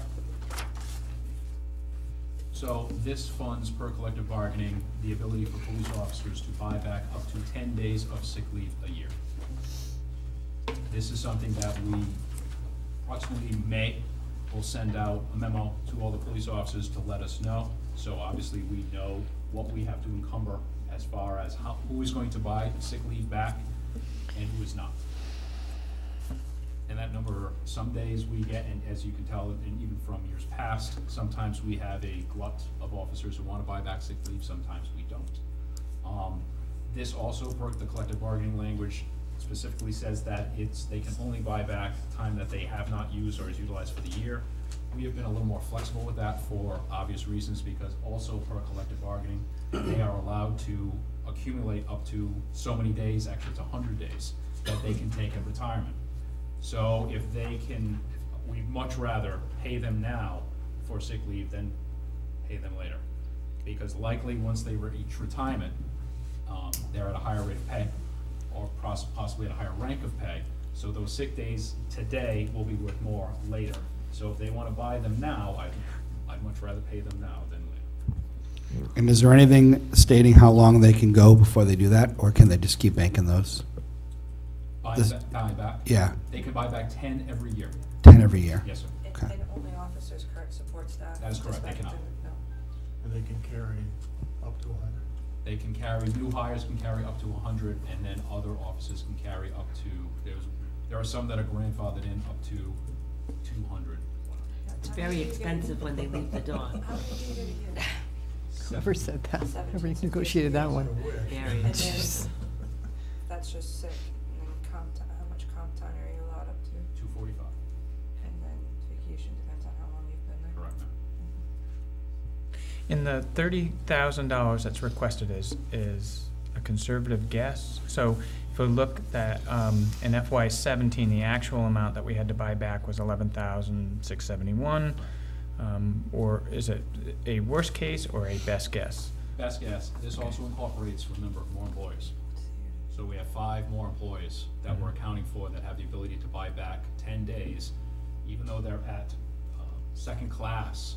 That's 50 more days that we'd have to account for. So, I mean, we're always estimating on the high side because they have that ability. Yeah. So, Right. and if they don't, then obviously that number will lower. But we don't not want to have that. So if you underestimate, what happens? And you, so say, We'll have to find the money We have to somewhere else transfer in the from another budget. account. So they can buy 10 days, and you send that out in May, you said? They buy 10 days, and that's also part of that July payout. So it's only paid out once a year? Yes, Those So are then all- you know, so then it's not gonna Yes. change? yes. Those are lump sum payouts. What was the number you just gave for comp time? 245. And that represents what? 200, that total hours that they can have accumulated in a bank, 245 hours. And And- they earn so much per hour. So they have it at a 1.5 point rate. So overtime's calculated at 1.5, and then comp time's also calculated at that time. And does that paid out at retirement or anything? Yes. Is there a limit on that? We're working on it. Keep in mind, we're in contracts right, negotiations right now. It's fairly, that's kind of on the low side. What's state law as far as what you can? 480. 480. That's federal law. for it. Federal law? Yeah, Okay. So Tiverton's half of that. correct. And that's, You don't anticipate it going up? Yeah, and it has gone up, because initially it was 125, and it's gone up. And as the president said, and as we recognize, it's a tremendous cost savings. Pay, overtime, opposed to comp time, which doesn't create overtime, we're saving money. Conservative estimate, 100,000. Oh, but if, I'm sorry, sir? if I'm a patrolman and I take a day, Yes. comp day at that pay rate, and I keep it until I retire, Correct. then It's it's an much more unfunded expensive liability. than overtime back then. That you are correct. And like all leave time that the police officers get, to include vacation, personal days, because those would be payout in that state law. So if a police officer, because they get their vacation time front-loaded, retires July 2nd, if I retire July 2nd, and with the current leave that I have, which I get the maximum because I've been there that long, I could take that time per state law and just cash it out. So that goes for sick leave, that goes for vacation time, that goes for personal leave, that goes for comp time. Are there any municipalities, just from my mind, in Rhode Island that make it use it or lose it, or does that not exist? On comp time? Comp time, sick time too, same thing. A lot of them, more of them are going to the buyback, which is why we started the sick leave buyback. And also because they'd rather, with the mindset that we've kind of utilized for the sick leave buyback, I'd rather pay you now than pay you later, because it is an unfunded liability. And always, as it has been historically, you don't have one retirement, you have four. So now we're scrambling to find money to pay per union contracts, these officers, these employees off in a one-time, money that we're not anticipating. So this is where doing it incrementally over years is beneficial for the employee, because they have that ability, and for us, because we're not constantly funding that. And also on the town side, and for us, that's as they get pay raises, as they get promoted, as they get seniority, that number is always going to increase, because the value of their day and the value of their hour increases over time. So if I retire, I'm getting at what I'm currently being paid at, not what I earned it at. Correct. Correct, that's the problem. Just for my edification, would it be off the top of your head easy to rattle off the days off that during a year? So there's 13 holidays, how many sick time days do they get, and vacation days? And Well, again, with that, it's tough, because some, they accumulate their time. So we have officers who never taken a sick day. We have officers, the use it or lose it policy is kind of like what you'd see in the with the longevity. Officers with less than 5 years on the job get 3 weeks. And they work a 4 and 2 rotation. That we also have employees like myself who have 5 and 2. So, and then per union contract, that goes up. So between 5 and 10, you add a week every 5 years.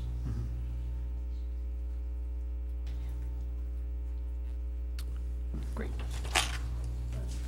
With the FSLA, is there kind of a cap on this comp time now, so they're not really getting paid the 245 hours when they retire? That's not now. There's From this point forward, it's not. Right. Well, there's a difference between hours worked and also per the union contract, which again is another topic of discussion. Officers get holiday pay, and they can convert it into comp time. They get OIC pay, they can convert it into comp time. It was initially utilized as a cost-saving measure. So, because comp time can't create overtime. So essentially all we're doing is giving officers time off. But is it an issue logistically in scheduling officers? Yes, because we want to pay our officers, we want to pay them well, we want them to come to work. So that's the issue that we're looking at long-term, now that we're at full staffing, to have more of a balance than an unequal balance of time off and also unfunded liability going forward.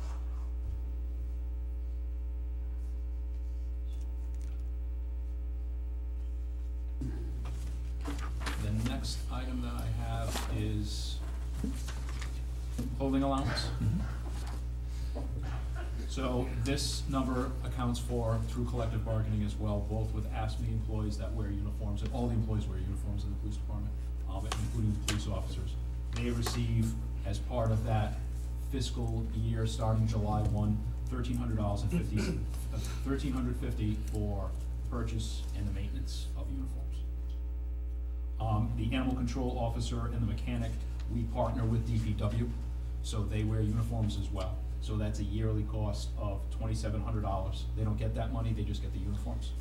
And the animal control, the dispatch and the record staff, they also wear polo shirts and pants. That's $500 that they get. So they get the uniforms, they don't get the cash. We buy them the uniforms. Just a quick question. Yes, ma'am. Wouldn't it be better for you guys to organize the uniform maintenance and all of that, and not up to the officer to do it? That's a collective bargaining issue. Oh, okay. So that's Okay. something that we have to negotiate. Thank you. You're welcome.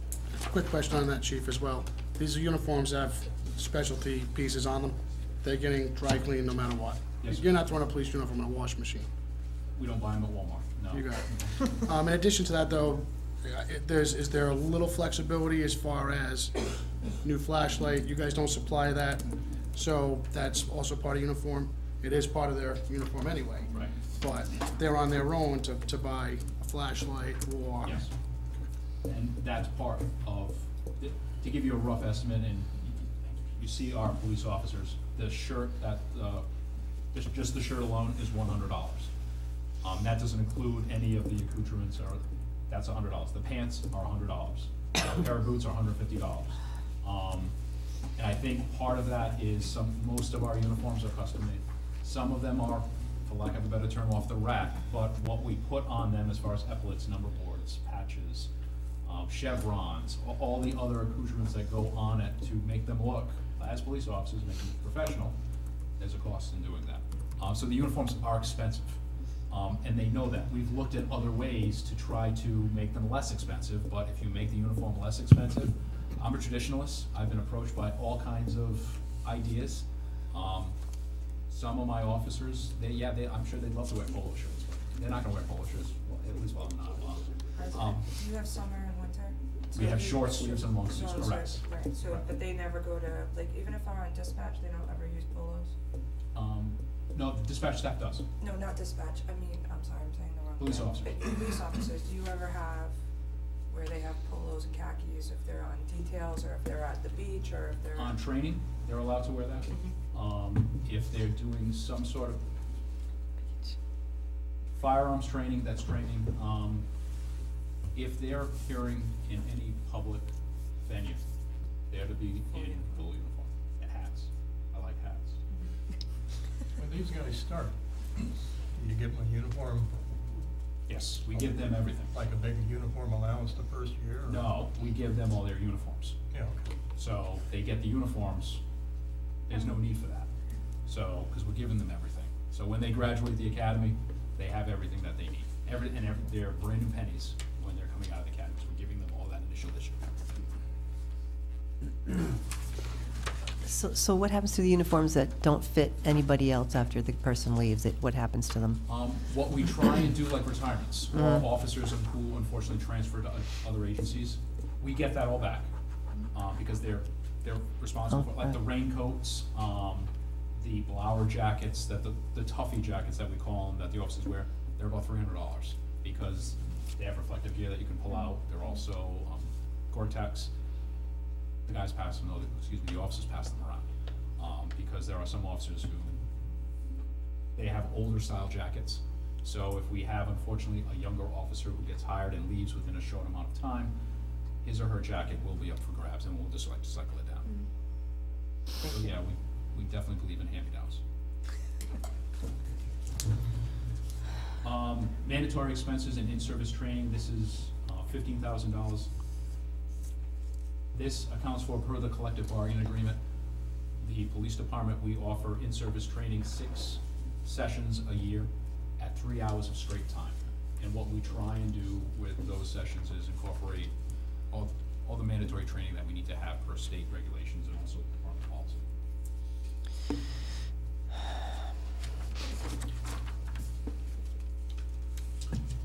The next one is uniform equipment replacement, $6,000. As I stated, the uniforms get expensive, so anything from an officer getting into a scuffle, an officer falling, officer get bit by a dog, anything that happens that it's rip and tear in the line of duty, this is the account that we use to replace those uniforms or equipment. I thought the other account took care of all of that, no? which other account was that? The uniform account. Yeah, but that if there's damage to the ones that we Yeah, gave. this is damage. Yeah, this is Because in you the have to line of duty damage. replace. Right. So this is one uniform per officer? No, no, no, Oh. this is at the chief's discretion. Okay, oh, That okay. if I'm wearing my uniform, I get into a scuffle, something happens that I tear my uniform or someone tears it, that you fill out a memo to the chief saying, or your officer in charge saying, this is what happened, my gear broke, and then it gets approved, and then you can go to the uniform shop and get it replaced. Okay, thank you. You're welcome. You had a rough year, 17.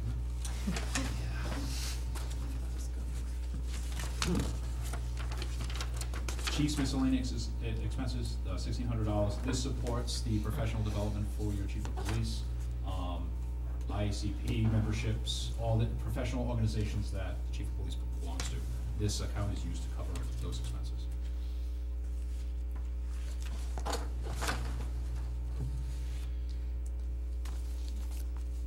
$2,000, this is state mandated expenses and state qualifications. So, this also supports training. What the police officers have for routine, or what we call recertification. There are certain recertifications. CPR is one. Breathalyzer training, if the officers are certified in breathalyzer. There, where normally they get a 4-hour overtime rate, this one they get 2. Because it's an annual occurrence and they need it as part of their official duties. So this account supports those trainings. Also, it supports any other logistical support that we need to implement the trainings. Handouts, stuff like that. I'm not sure this is the right place, but last year Chief Blakey said that you were going to try to do more training, like considering the terrorist issues that have been going on. Have you upped that in any way, and is there a cost to that, and what's going on? Those trainings will probably come out Okay, of, the training budget moving forward, but as far as issues with training, that's a constant issue for law enforcement. Okay. Like right now, I think what we're dealing with is opioid crisis. Okay. All our officers carry Narcan, which that $2,000 paid for all our officers to get recertified in CPR and Narcan. We have Narcan in all our cars. If you told me 20 years ago that I'd be giving Narcan to anybody, I wouldn't believe you. Wow. But it's something that we're dealing with. Is the rate in Tiverton comparable to the rest of the state, Providence? Definitely not Providence. Thank God. Providence, I think, last count, they were into triple digits as far as overdose deaths. Are we having weekly overdose calls with rescue? Yes. Have our officers used Narcan to save people's lives? Yes. Are we seeing an uptick in an issue across the board, regardless of Providence or being close to Fall River? Yes. Where in here would be, say, firearms training? That would come. That's later, is it? Yes. 3330, or 5498, or It's right under, In-service training, which would be, correct, sir, 5498, you got it. and where do they do that? Firearms, behind the DPW garage. Oh, just So do the don't training go there? by back there. We also do it at the Rod and Gun Club for certain issues. Mhm. But if you go past the DPW garage on the left, we have a training range there, we have a trailer, and we do it pretty much on site. So the expense is mainly bullets and, Bullets, depending on what targets. Is also what we try and do is we try to do it as much on duty. So if we're going to pay someone, the rule of thumb is the instructor gets paid, because the instructor moves around. But he'll go to the different shifts to train all the officers. so you use in-house trainers? Yes, we do. So the firearms is actually, it's listed under 3330, It's what we- 6748, sorry, state qualifications. It's listed with the CPR, Yeah. Narcan, domestic violence. Right, but those, remember, we have firearms training, that's annual qualifications per state law, and we also have in-service training, so new firearms techniques. So that there's always something that we're doing new. We try and have officers train with firearms at least 4 times a year.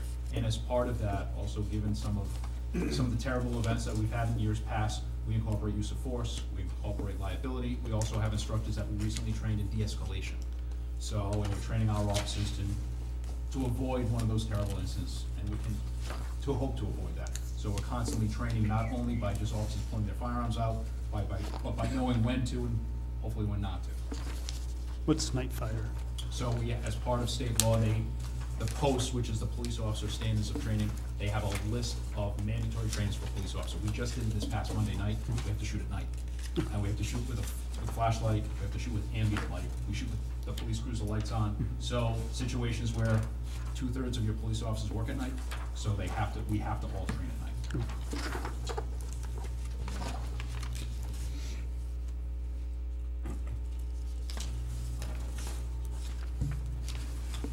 Prisoner meals. So this request pays for, what we do is go to Burger King, we get a bunch of cards.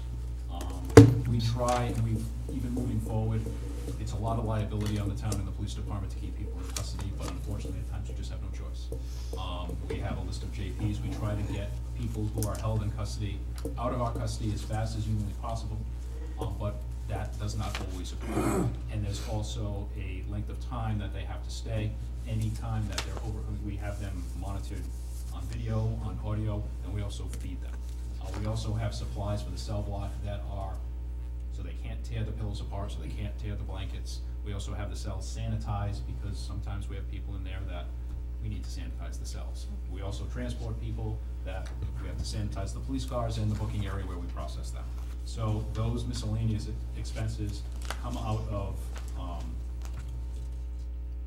sometimes prisoner meals, but anything associated with cell block maintenance as well.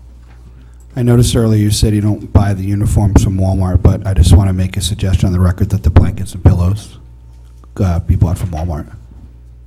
We tried that. I'm just joking. No, I understand, but it's interesting that you say that, because we tried actually going to the Salvation Army store to get them, but it's, given some of the issues that we've had in our cell block, we go through a company that is correctional, and they can't rip them apart. Certain kind of pillow. In there also, if we have some people in there that, yeah, it just causes more problems. They'll stuff them down the toilet, they'll do bad things. That could be a whole book. Yeah. So it was worth the investment to pay for blankets and pillows that are corrections approved, so we don't have to worry about them. You're welcome. I'm learning even out of Joe. I'm learning. I don't, right? Never gotten a ticket. That's right. That's right. Now you know you. Plan to be in one. You're gonna say that and you're gonna get stopped. Yeah, watch On your way this. home tonight. I have had Burger King. State mandated education, 6928. So $65,000. This is state law, it's general law, that police officers are allowed to attend college level courses at an accredited university, up to a master's degree. It used to be law school. They wheeled that one back. It is still on the books though. We don't allow law school, but we do allow up to a master's degree in criminal justice per state law. This fund funds that. And they can go anywhere they want. Any of that come from the state? Nothing. So is this like it pays for 100% of whatever? Books and tuition, all costs. How many officers are in this? Right now, we actually just had a few finish. I believe we have 2 that are in it right now. But you can't go while you're on probation, you have to be full-time status. But once, I anticipate the 5 police officers, once they get off probation, one already has 2 master's degrees, so we can write him off. But we have other ones that have associate's and bachelor's degrees, which I would assume they're going to go and sign up for their master's degree. Are they required to stay in employment for a period of time after? No. Do pretty much all the senior officers have masters at this point? Is that pretty typical? Pretty much. I mean, there are a few that do not, but I want to say the majority of the police officers have master's degrees. You have a few that just have bachelors, a few that just have associates. And they have no intention of going back at this time. So it's just the new hires that are coming in and the patrol officers that are going back to school. But we also have supervisors that are going back to school as well. So that comes out of this.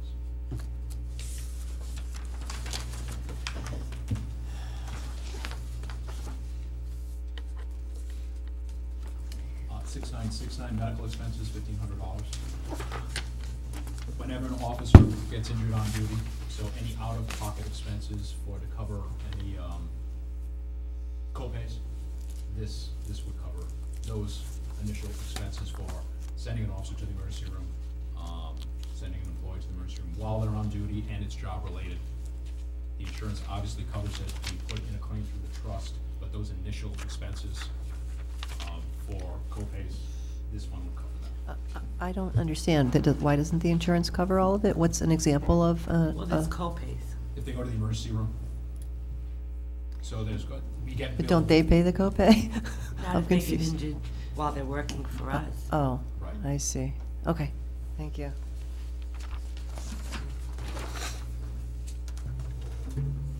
State psychological test, $2,500. This supports where state mandated to give all new hires, police officers, psychological testing.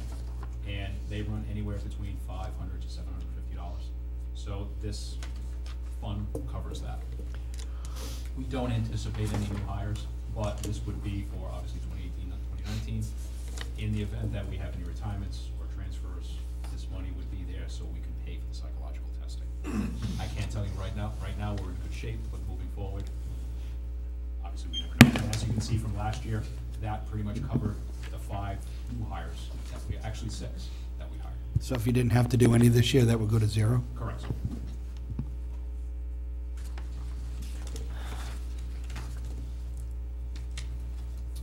$6648 tires.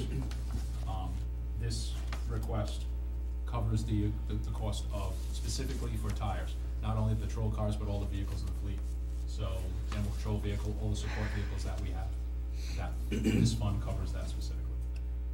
Why is it separate from vehicle parts and I maintenance? don't know. That's been a Like question on tires and are off. separate. And at one point, quite honestly, tires was there when I first started here, in with the vehicle parts and maintenance, and then they separated it. It is for Because- everybody else. Right, and they separated it a couple of years ago. And it was Chief Blakey that did that, if I remember, and there was a reason, but don't ask me right now. And is there any, I know that we approved for this current year 5,000. The actual in 17 was only 500. So I can only imagine that he took the amount out of vehicle maintenance because of the money coming in, which would make sense. But do you still anticipate the cost being this year $5,000 for tires? The cost of tires is expensive, at least $5,000, because that actual 568, I don't know what that number is. I can get you an idea of how much we spent in tires alone, but I can tell you and we buy all seasons. But tires are a constant issue for us. So $5,000, that's a conservative number.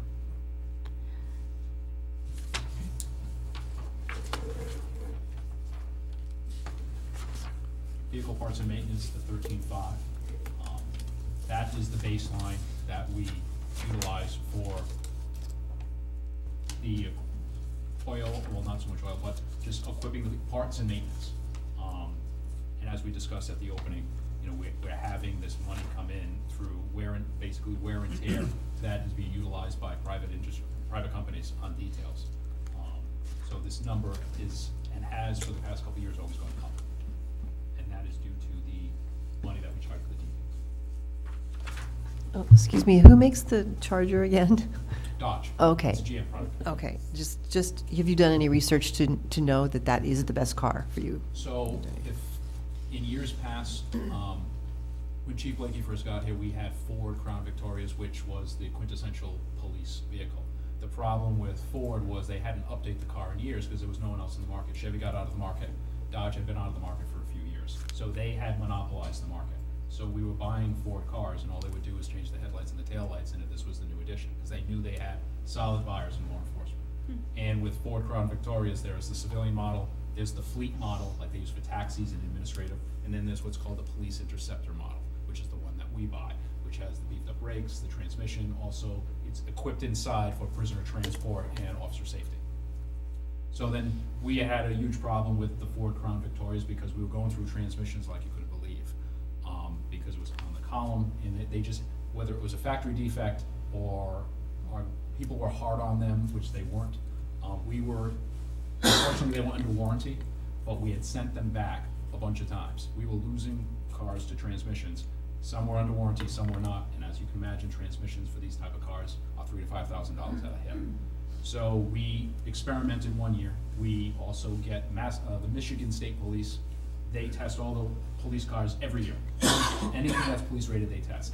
And they gave the Dodge Charger a high rating. So we went with the Dodge Charger. And to date, we have never had a problem significant with a Dodge Charger. Now we also, as most of you know, we get the all-wheel drive models because there's no additional cost for them. So that assists us tremendously when, even in Tiverton or anywhere, when we're going up and down streets, so it's not demanding four-wheel drive vehicles were definitely more expensive. So to answer your question, in a long way, the Dodge Chargers have done us very well. No, thank you for the details. That's what most of the area departments are using, correct? They've switched, yes. Does Ford even make the Crown Vic anymore? They don't make the Crown Vic, they make the Police Interceptor, which is a small model, and they've even recognized that everyone's into police utility now. Because we want diversity, which is why Dodge kept the police body, because I think they wanted the traditional police car look, but they made the all-wheel drive. Ford makes what they call a Police Interceptor in a sedan model and also in the four-wheel drive utility model, which is, you see, Rhode Island State Police, Mass State Police, a lot of police agencies use them, even fire and public safety. I mean, a lot of them are using that because it's all about getting to the call and also the amount of equipment that we're carrying now. We need that utility body.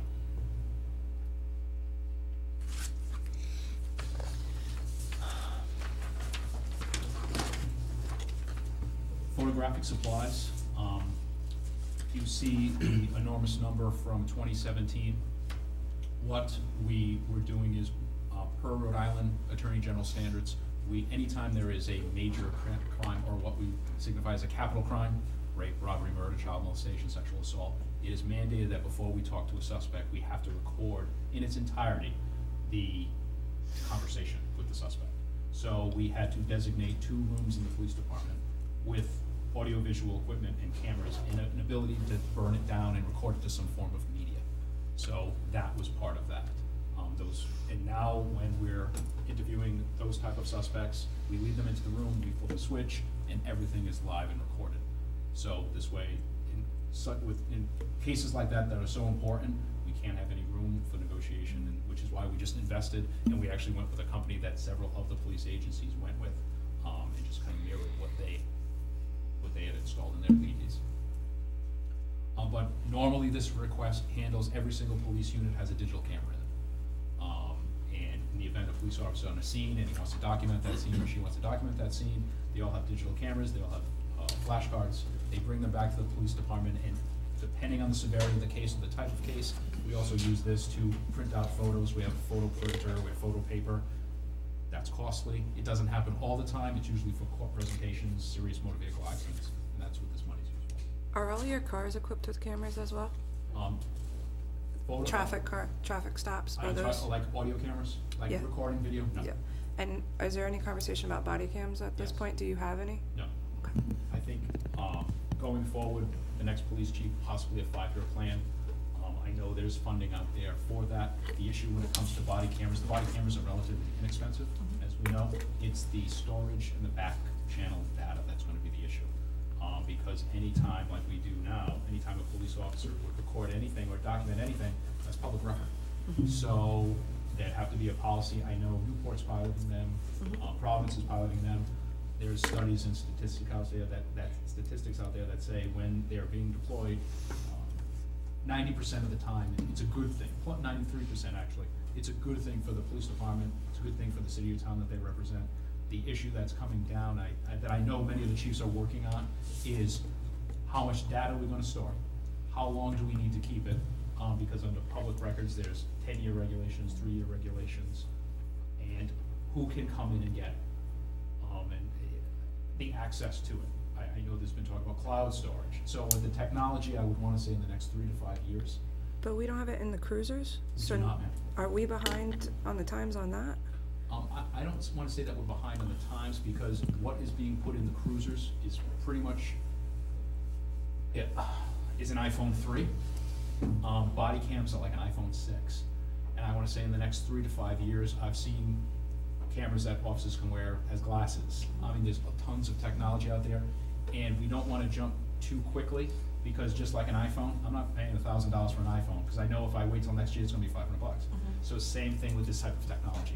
We're constantly chasing it. So, and we also don't want to be the first one, because we know these larger agencies that are getting grant funding, they're going to pilot them like Providence and Newport, and they're going to work out all the kinks and bugs. And then when we want to get involved in that project, we have them to copy from.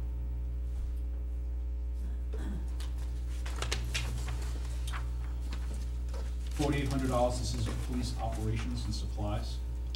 This fund we use for every police officer and employee in the police department. We have a fob key coding system, so when you walk around the department, we have certain doors that are keyed. We also have locks that we lock certain areas of the building. Identification cards we issue to all of our employees. We also, anytime under state law, with record checks, there are certain record checks that are mandated by state law that we cannot charge. Any DCYF check, foster parents, they come in, they need to get fingerprinted. That cost is rolled onto the town. So we offer that service to our citizens, but we charge them $40 for a background check. So any employment check, they are paying us for. And that money gets covers that BCI or that fingerprint check. However, there are certain ones that are covered under state law. That is the responsibility of the city and town, and that this fund pays for that. So that's the fees from the Department of the Attorney General. So if I was going to become a foster parent, I would go to the police department, they would fingerprint me, we'd get a response that I don't have a record, but that processing that the Attorney General does, they roll onto us. So are you still doing the background checks for like the soccer coaches and the, Anyone who has any association with children, correct, yes. but State law. we don't charge We don't. for that, right? What about when but there's a fee, like when we go to get a background check to volunteer at a school? Yes. There's a $5 fee. Yes. Where does that, General fund. but that's not, the town pays that, like the person that's getting that What we do pays is for when that? we fingerprint someone, inside when we're putting all your biographical data, we keep, all the laws are in there. So we're fingerprinting someone based on foster parent, background check, criminal justice employee, we code it. And then we fingerprint you, and then we send it to the Attorney General's office. And they get a printout of every single person that was printed. Okay, these, we charge them for this, we don't charge them for that, and they know. 6667 is ammunition, $10,000. This is the purchase of all the ammunition we use. We use 22 ammunition. The police officers in our department carry 40 caliber Smith & Wesson M&Ps. We also have patrol rifles, which is a .223 round. We also have shotguns. So, and we train with all of those weapons. And as you can imagine, the cost of ammunition is prohibitive. And it also changes from year to year. So to stay, and what we like to do is an average training is a box of ammunition is 50 rounds. We always train with a minimum, even at a recertification, with 100. Depending on the type of training that we're doing, if we're doing something a little more tactical, meaning that we're getting out of the car, we're shooting while we're moving, we could go up to 150 to 200 rounds. So that's a sliding scale of the number of rounds. When we're qualifying those simple state qualifications, it's usually 50 to 100 rounds. We try and keep 2,500 rounds on hand at any given time, because that's the minimum requirement of the police academy if we were to hire a recruit. So.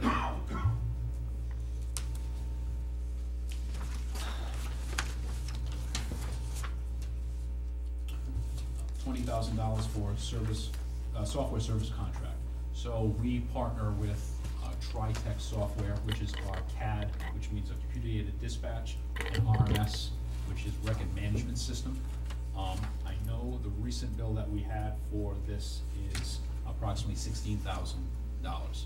We also have what's called an ALAD tech system, which is a scheduling software that accounts for all of officers' and employees' time. And we have to break it down based on the number of vacation days, comp days, all of that data that's coming in, all gets coded, so we know Officer Jones has X number of days on the books, how many hours he used in training, vacation, sick, being present at the police department is all broken down. So the two software contracts that we have is called Elatec, which is a scheduling software company, and then TriTech, which is all of our other service needs, which include the laptops and the cruisers, all our record management, arrest management system. That all goes, this funding goes for that, to support that. They charge us R&D fees. So those R&D fees to maintain maintenance and interfaces with the state come out of this account. So that ought to be pretty stable year to year? Sometimes it changes, to be honest. The chiefs are looking at something better, because it's like that old Ford Crown Victoria. We're paying these fees, and we pay $16,000, and we pay based on usage, number of uses, usage, and demographics, population. Other agencies, the larger the agency, the more they pay. And it's an older system. I think it's not, we're worried about stability. It uses pervasive as far as and pervasive is like the launching mechanism that it uses, and it's old. The problem's going to be, and the chiefs are looking at it, even in connection with the Google money.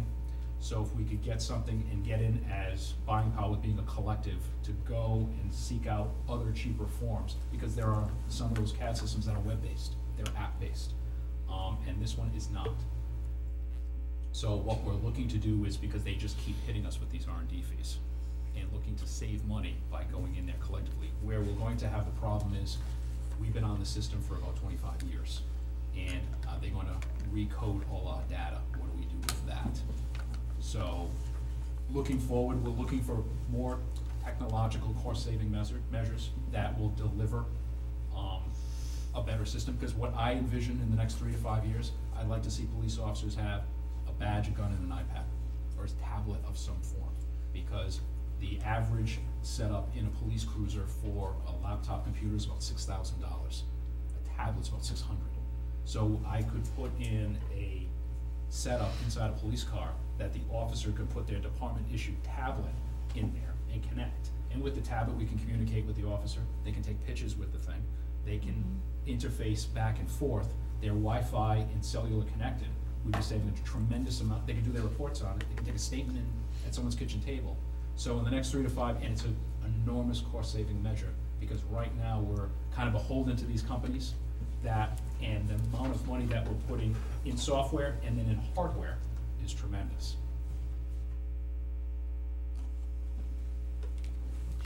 That sounds great, actually. Good idea. 6910 is heat, $11,000. This is a sliding scale, obviously, and it's kind of dependent on weather. We get a severe winter, we're going to be using more heat, we're open 24 hours a day. We have a milder winter, as you can probably see from the actuals, and with the request, the amount of heating oil goes up. I believe the last bill that we had was probably somewhere around $2.13, $2.15 a gallon. So we monitor this, and we try to, and we also are very conscious about it, filling up at the appropriate times. We get on a schedule so we can do it. But not knowing what's going to happen, which also speaks to the next item when it comes to electricity, same issue. As you know, as we all know, National Grid was in front of the PUC trying to raise the rates tremendously. I know that the Lieutenant Governor and other people are looking at probably wheeling back the rates, but that also is a sliding scale when it comes to electricity, as you can see from our actual last year as well. We just don't know what to expect. And again, we're over 24 hours. We're trying to be conscious. I know Chief Blake, when he was there, he actually looked into solar panels, possibly something we could be looking into in the future to just green up our usage, and I can see that as a potential going down the road, not only for us, but possibly for other town buildings, but that's something that, I'm sure that we'd be open to as a cost-saving measure. 6914 is water. That just pays for, we're on town sewer and water, and this just pays for the associated fees and taxes.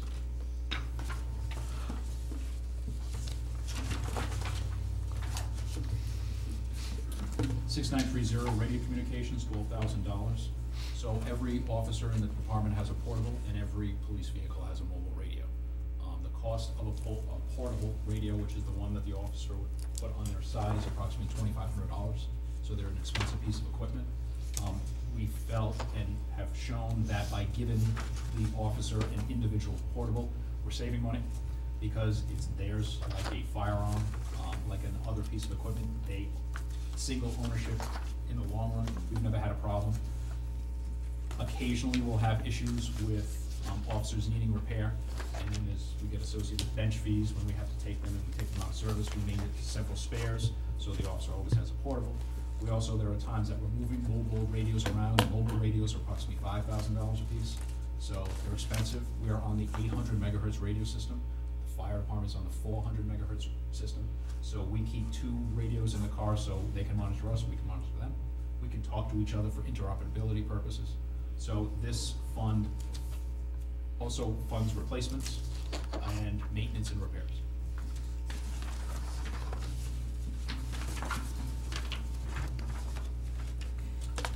Telephone, $17,000. So we are on, as I've stated before, we're centralized dispatch. So our 911s coming into the building are Verizon lines. Our telephone lines and internet lines are Cox lines.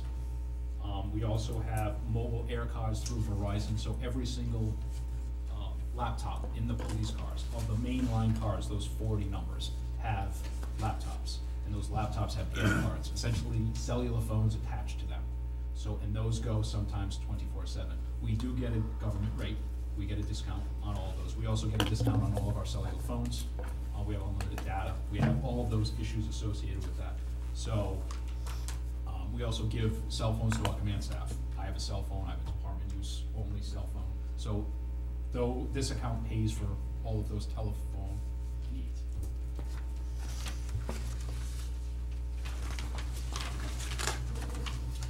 $7,100, the Code Red system.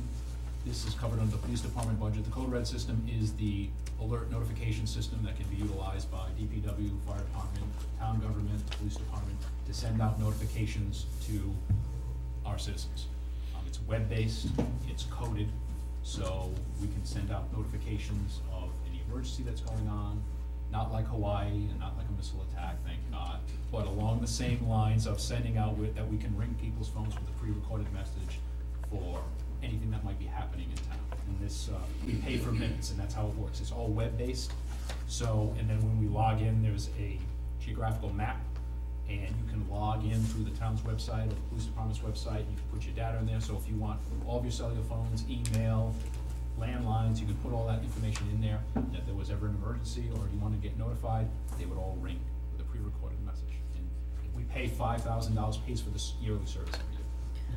Wait, you're saying that we as citizens can give you our phone number for that purpose? That's correct. Okay. Ma'am, excuse me. Yes. And you can go online through the town's website. So the town's website has a link, Okay. and you can put as many as you want. Thank you. Why was it 890 in last fiscal year?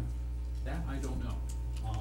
I think part of that was, I know Chief Blakey was working on an issue because we had what he did is we had an excess of minutes, and then we had not renewed the contract. So it fell into arrears from usage, and then we wanted it back because it's a good thing to have. And I also believe at one point that the state was offering to buy us minutes through the, because REMA was gonna buy it for us, and then they backed away. Mhm. So that put the cost back on us. So what the chief was able to do was call them back and get the original contract that we had years ago for the same amount of money with no increase. So I think that 890 was something in between canceling the agreement and then getting the agreement back.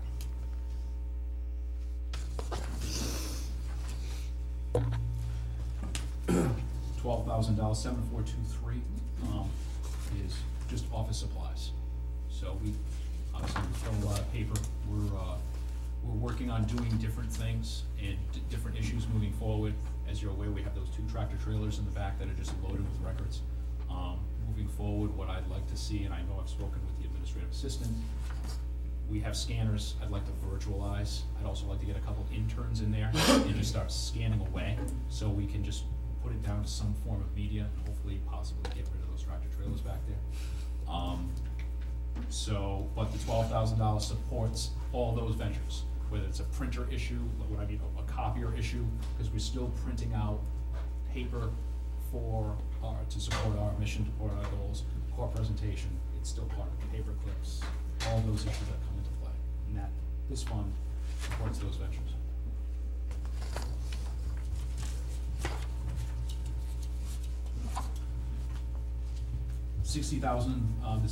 $7611 gas and oil. So this request supports gasoline and oil used by the police department's fleet. As you stated, we use approximately 30,000 gallons of gasoline a year. Now with the increased officers on the road, which is absolutely a good thing, but that just means that we're not wasting, but utilizing more gasoline. So this is also a conservative number based on the rising prices of gasoline, the fluctuating prices, which we never know what could happen in the future. But given our needs and the amount of gasoline and the amount of cars that are on the road, this fund supports the purchase of gasoline and the oil for the cars as well. 7840 is building maintenance, $6,500. This goes through just maintaining our building. Our building is nearly 40 years old. It's in good shape. Mr. Ferreira does a fantastic job in making sure that things get repaired immediately so they don't get worse. And this supports upgrading paint, perimeter issues such as landscaping, mowing the grass, keeping the building as shipshape as we possibly can. 7840 janitorial supplies, kind of dovetailing in with the last request of $3,000, is paper goods, waxing the floors, all of those issues, sanitizing the cells on a day-to-day basis, all of the housekeeping cleaners that we use, to also latex gloves, things of that nature that we support out of this account. All I want to say is I don't remember, I don't know if you remember last year we looked at all these numbers with actualities with the heat and oil and we reduced them and we did pretty well, but they're all pretty tight right now. And we pretty much guessed it right, but we did reduce a lot of these numbers last year. And it's working out so far, but it's tight. This is about the most of the reductions we could have done. That's great. The next item gets into the animal control section of the police department budget. The first item is 5102, which is the salary of the animal control officer. This is set by ASPE contract and also represents a 1.5% increase. Excuse me. Yes, sir. Does he do anything other than that? He's also a dispatcher. Okay. Yes. Yeah, I forgot that. Right, all riflemen. It's like Marine Corps, all riflemen. So Well, he's on it. He's on it. He's just not sitting waiting for the call to come into somebody's dog. No, he's not. He's not. So if we utilize him in the station, he's also a dispatcher as well. But he does do patrols. He's out there addressing, and you'd be surprised at the number of animal complaints that we get.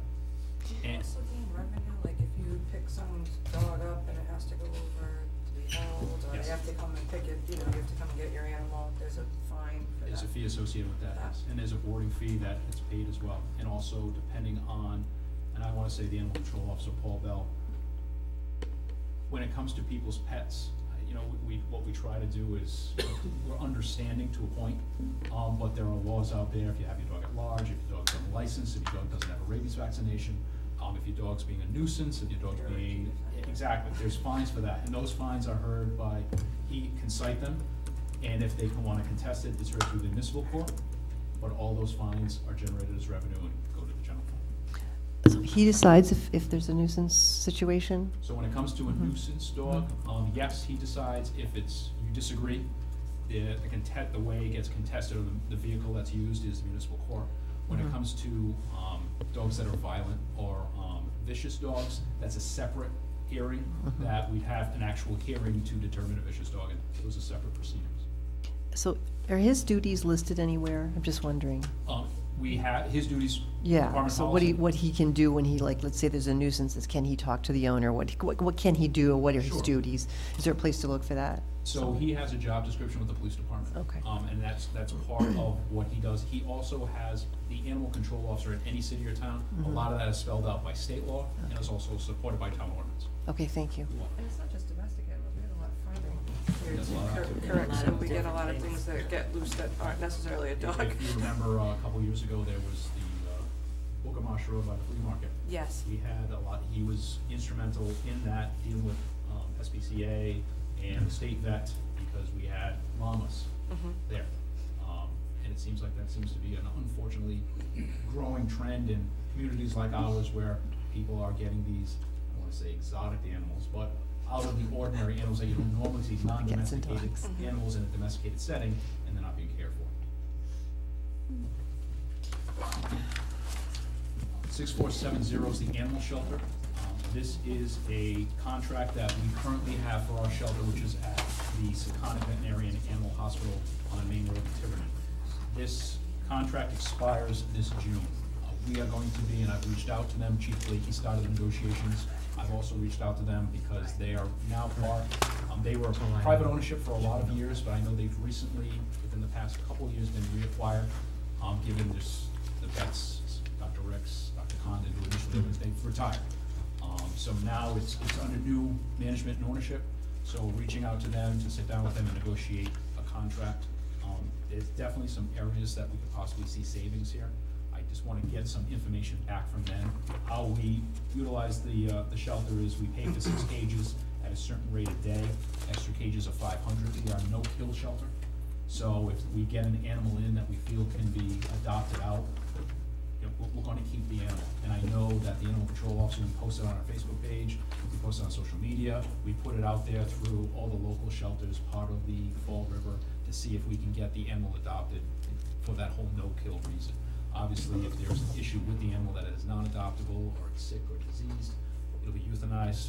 But if we get animals that are clearly good, can make good pets, we'll try our best, and we have mechanisms out there so we can get them into decent homes. Want to do it? Just for the record, that isn't in the book, that page. What page? The one we Just just that went over, one. the shelter. I know. Does anyone have that shelter in their book? I don't have the shelter.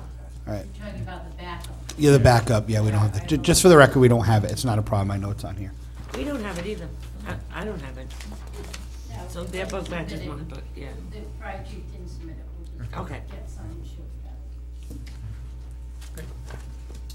And last but not least, I believe 6626, the dog census expenses. For town honest, we have an annual dog census, and this just supports paying for logistics and paperwork with the dog census. But no one ever asked me if I had a dog. How does that get done? So what the animal. I don't know. Yeah, we poll.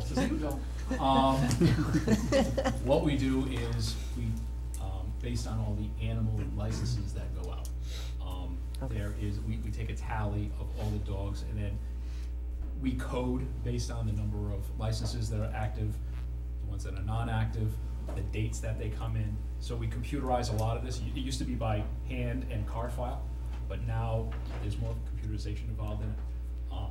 So what we do is try to send out flyers. We coordinate with the clerk. We keep a record on hand of the number of dog licenses that we issue. So Just out of pure curiosity, why is it just dogs and not State other- law. State law. that's why we have the issue with cats, which are, and we get calls a lot, that they'll bring them to the police department, and they want us to put them in the shelter, and we don't wanna put them in the shelter, because if we put them in the shelter, now we're paying for a cage, for a cat, and if that was the case, that thing would be filled up constantly, and people get upset, but they don't understand that we can't, they wanna just drop them off, or how long have you been feeding it, is now I get tired of it, and they want the town to do something, I'm sorry, we can't do that. So- Yeah, and there's lots of other shelters. The whole feral cat program that Barbara was working on too. Remember that? Right. Yeah. Right. There's That lots was of other shelters. something. There's lots of other shelters that will take cats, so, Yeah. yeah. Remember the feral cat? Well, thank you, Chief Jones. We've, My pleasure. Appreciate Any it. questions of Lenny, would you like to answer? Just real quick, because I'm always looking for resources on this stuff. You had mentioned discussing the fire chief's salary, that it was the lowest in Rhode Island, but the municipal, police chief, the municipal finance website doesn't have it as the lowest, so I'm wondering if there's a resource. I can get you some data, because what they are listing, and I've seen that, is the salary of the police chief is that 91 change. Also, the police chief, Chief Blake, who had a master's degree, got the $2,500 for having a master's degree. So his total salary would click in somewhere around 93, 94,000. A lot of the police chiefs that you see, they have, some of them still get longevity, some of them still get clothing allowance. So there are other, because most of them are, if not all of them, are contractual employees with the city of town that they represent. They get paid holidays, so their total salary package, Tiverton is one of the lowest, because the only incentive that the salary and the $2,500 is the total salary package that the police chief gets. So you Where- went, So that there are other ones that, with police chief salaries, that I think is looked at as the whole of the aggregate. So I can get you that information But that's a resource you collected, or is that? through the Police Chiefs Association, Oh, because they kind of. I'm sorry, I have one more question. Do you have any rules about working out and staying in shape for the department, which is one of my concerns for the police department, just my personal concern? Is that anything that you do or require? No, as far as, basic health and fitness standards, Okay. that's also another benefit of having a really young police department, because we have Right. a lot of younger police officers.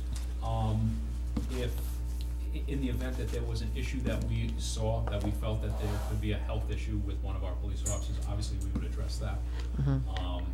But I will say that knowing the police officers that we work with, we're fortunate that we have officers that are very health conscious, and that's a good thing, because we want to keep them healthy. But as far as any like formalized program, we don't have anything. I'd love to have a gym in the place, but we don't have room.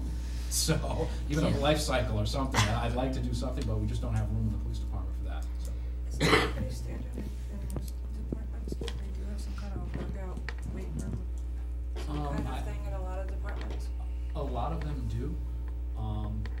Compton, I know Portsmouth's undergoing new police station, Bristol, and they have some sort of like inside training room, they have a workout room. They also have an agreement with the police officers that if you work out, they'll allow them to work out on duty, but like you're giving up your lunch break, or there's some like give and take for that will let you work out. State police is a big one. They have arrangements with their people, both written and unspoken, that if you give up your lunch break, then you're working out. But as we know, all the police officer is going to do is he's going to go on patrol and eat a sandwich in the car. And that's what a lot of our police officers do. And fortunately, we don't have donut eat police officers anymore. They're all like, eating all this kind of like shakes and stuff. It's crazy. But it's a great thing, because they're very health conscious, and I think that comes with the times, and also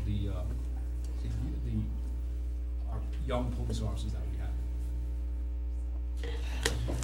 Great, again, thank you very much, Michael. Thank you. Thank you so much. Good luck. Thank you. Justin, what was that site that you cited? It's municipalfinance.ri.gov. They'll have town audits, salary comparisons. There is another one, probably similar to that. It's on State of Rhode Island, DOR, Department of Revenue. It's got a 2017 salary survey.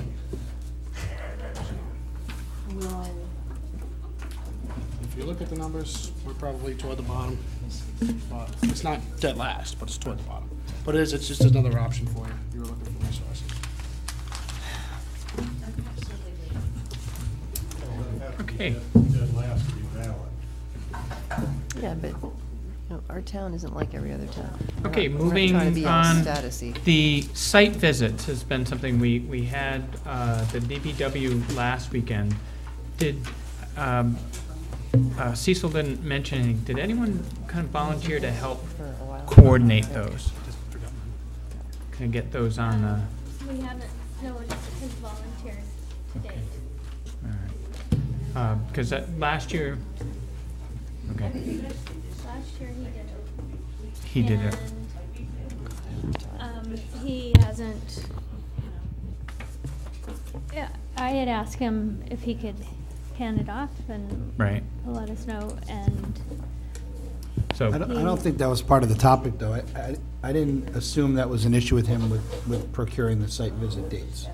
I kind of got the assumption that when he steps down, he'd not be doing that and not leading the meetings. I think it was twofold. He kind of said to us to kind of start to think about, he wanted about 3 more weeks, and that we should start to think about who might be taking that over, and then that might be in addition to whoever took that role. That would be part of that, would be communicating with Nancy and department heads. So I think it was very helpful. yep. Well, put a call out for any volunteers who want to help. So those are 2 things. Nancy's can be really helpful for us in terms of, Nancy, you and I can talk afterwards about if for next week's meeting, who might be next. I think the approach has been the largest first through, and the hope was either tonight was police or DPW. Some of it has to do with is when some of these discussions with the town council have taken place, where they feel comfortable enough to present, and with the town administrator. So I think our preference would be is if next week, next Thursday, if the fire chief could come in, or DPW if is ready. Okay, well, I know that the council is meeting Tuesday night for a budget meeting, and I believe they've got the fire department on their list. So Okay. they've already preliminarily done the DPW, and they'll be doing the review of the fire department on Tuesday.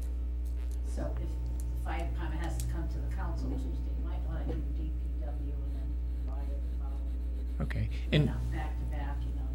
great. So do we make that, obviously you helped me last, I just sent you an email, but it would seem then that makes sense, is that we wouldn't have enough time for notice to put the fire department on if the town council hasn't had a chance to review. But the thoughts would be is that DPW would be ready. Might make sense for DPW. Great. But if when I email them or speak to them, if there's a problem, you don't mind which one it is as long as I get it back. Correct. Both of them big, Sometimes pressing. if they Yep. have another meeting that night. Right, and for the others who are here, that with the particularly with, well, both of them would be meetings like tonight. There's quite a bit of meat in their budgets. There's labor issues as well as their operational expenses. So it's a good hour and a half minimum of discussions. Should we ask the town council president while she's back in the room about that? So Denise, we're talking, as we meet with the different departments, our approach has been just taking some of the largest ones first and then working our way through. So in terms of next Thursday night, whether the DPW or the fire department. DPW, all right. So if we could formally ask that, Bill. Tuesday. Great. So, but I'm pretty much organized with DPW right now. Okay, great. I'm trying to follow you guys too, and I've been talking with Cecil too. Great, good. Okay, and then minutes, we don't have any minutes? Do we have a site visit Saturday? Not that I know of. No. yes. We Okay. don't have enough time for notice, right? We don't have enough time for notice anyway. No, We didn't today, put- Thursday. We didn't put a site visit Saturday. No. Hmm? I don't think you do, but No. I might be wrong. So again, I think if any of you are willing to help do that, it doesn't have to mirror what we're doing in terms of one for the other, in terms of what we meet here to go do. But we pretty much went to most of the facilities last year. And again, similar for those that made the DBW sites, is helpful to kind of understand and to see.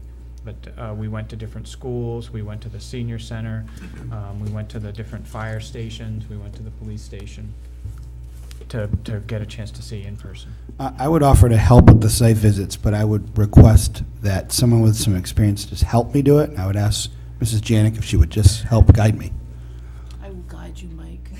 Would you guide me? I will guide you. Let the minutes reflect, oh, you're doing the minutes. So I would volunteer to help, since I'm already doing the bulk of the secretarial duties for scheduling, if Deb would just be my sounding board to help me out to make sure that it's done correctly. And then, Mrs. Mello, I can contact you as well by email, just to go back and forth. Great. Okay, and if we don't have any meeting minutes to distribute. Any other documents that, Before we go there, can I ask one thing before we skip over it? I noticed an error when I posted the minutes last meeting. They were the minutes from the 18th. We approved the minutes last week for the 18th, but for roll call, I accidentally left off Mr. Ball. He was here. So no one caught it, but I just caught it in going over the records. So I don't know what the procedure is. If we can submit revise, can we just do that now? I think So would I just bring those minutes to the next meeting? We'll vote on it again? just Would so we that be could the way it make a is? motion to amend them, vote on it, and then. Okay. we'll put those in. Great. So I'll bring all the minutes that need to be done, including the DPW site visit, for the next meeting. Great, thank you. And if there are no documents that members of the committee or audience want to submit, we'll move on. Any other business? Just, should we start talking about what week are we on with Cecil? Are we on week 3 or are we on week 4? Are we 5? Well, I think he had mentioned he's looking for a couple. Discussion, he's been pretty clear that he wants to he agreed to 6 weeks, and so there's a discussion as to who may want to take that over. Could we maybe say who does not want to do it first? That way we Well, can we can leave it, narrow it down. Also, I thought he said he was just going to be away for a couple weeks and then be back. I also thought the 6 weeks was a trial period, that he would be willing to take a look at it. And if it Yeah. wasn't working well, he had the option of backing out, but I felt as though if it was going okay, he might be willing to keep going. Did anyone else feel that way? We said last week you're at week 3, so it's Right. time to talk about it. So wait, do the I two- think do he's the kind of weeks- put his indications The weeks that out he's there. not here, do they count for him? I mean, In his mind, But I think that's they what do. that's what I took from that conversation. So I'm at week we need 3, to so speak please start to have some we need to discussion. speak to Cecil and find out what his Is he actual back, timing is is. he back next week? We did get that. Yes, my understanding Back, is. I thought it was Yeah. just gone for I- 1 week. Right. For 1 week. Comes back to see what Yeah, let's talk to him next week and find out what his time parameters are. He's gonna come back warm he'll and be here rested next and, meeting, right?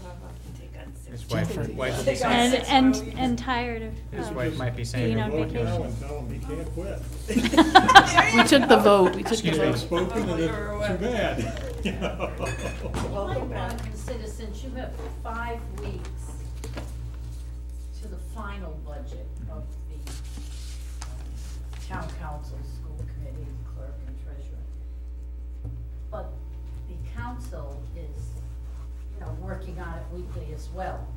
Do you want your revisions to come as the council keeps adjusting them? So you're gonna be getting I'm gonna be just submitting the portions that they have approved and adjusted, if in fact they've adjusted, but I assume they will be.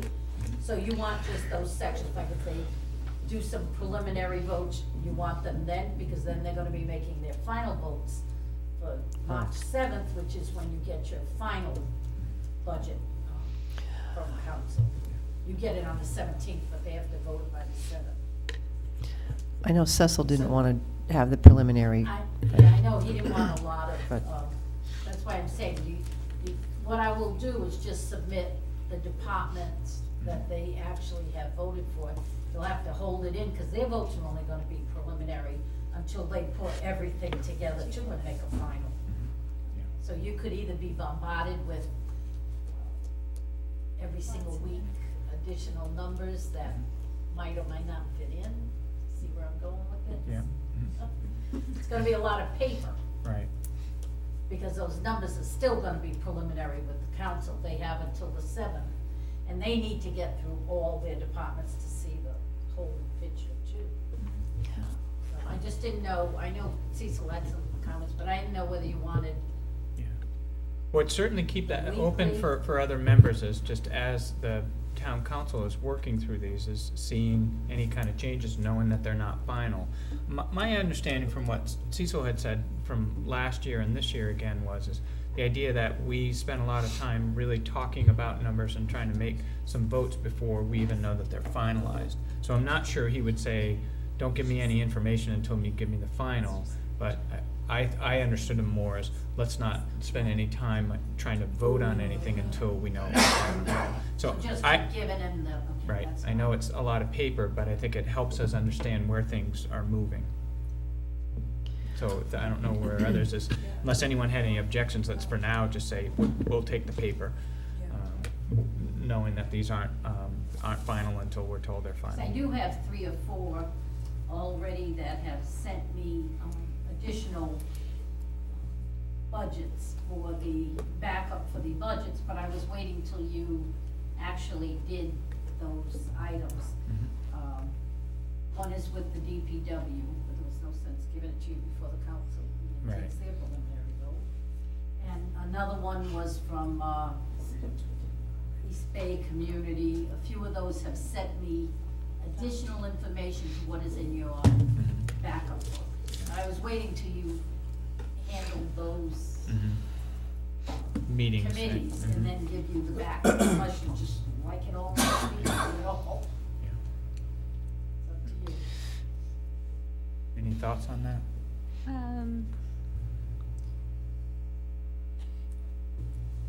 If it's convenient to give it as it comes, that's helpful to see. I've got your copies of them made already, so it doesn't matter. Okay, I was yeah. just trying not Great. to keep flooding you with little bits of things that didn't fit into what you're discussing. We'll take them, and if we can always decide too much, and we'll take them now, but I would say yes, thank you. Brendan, Chairman, can I ask a question on when we finally get the final numbers, didn't we last year have a Tuesday meeting also, or a couple extra meetings that made it easier to do things with the final? Yeah, we stacked up So- the meetings towards the end. we certainly It did, makes me yeah. feel better, okay, thank you. Mhm. And can I have entertain a motion to adjourn? Motion to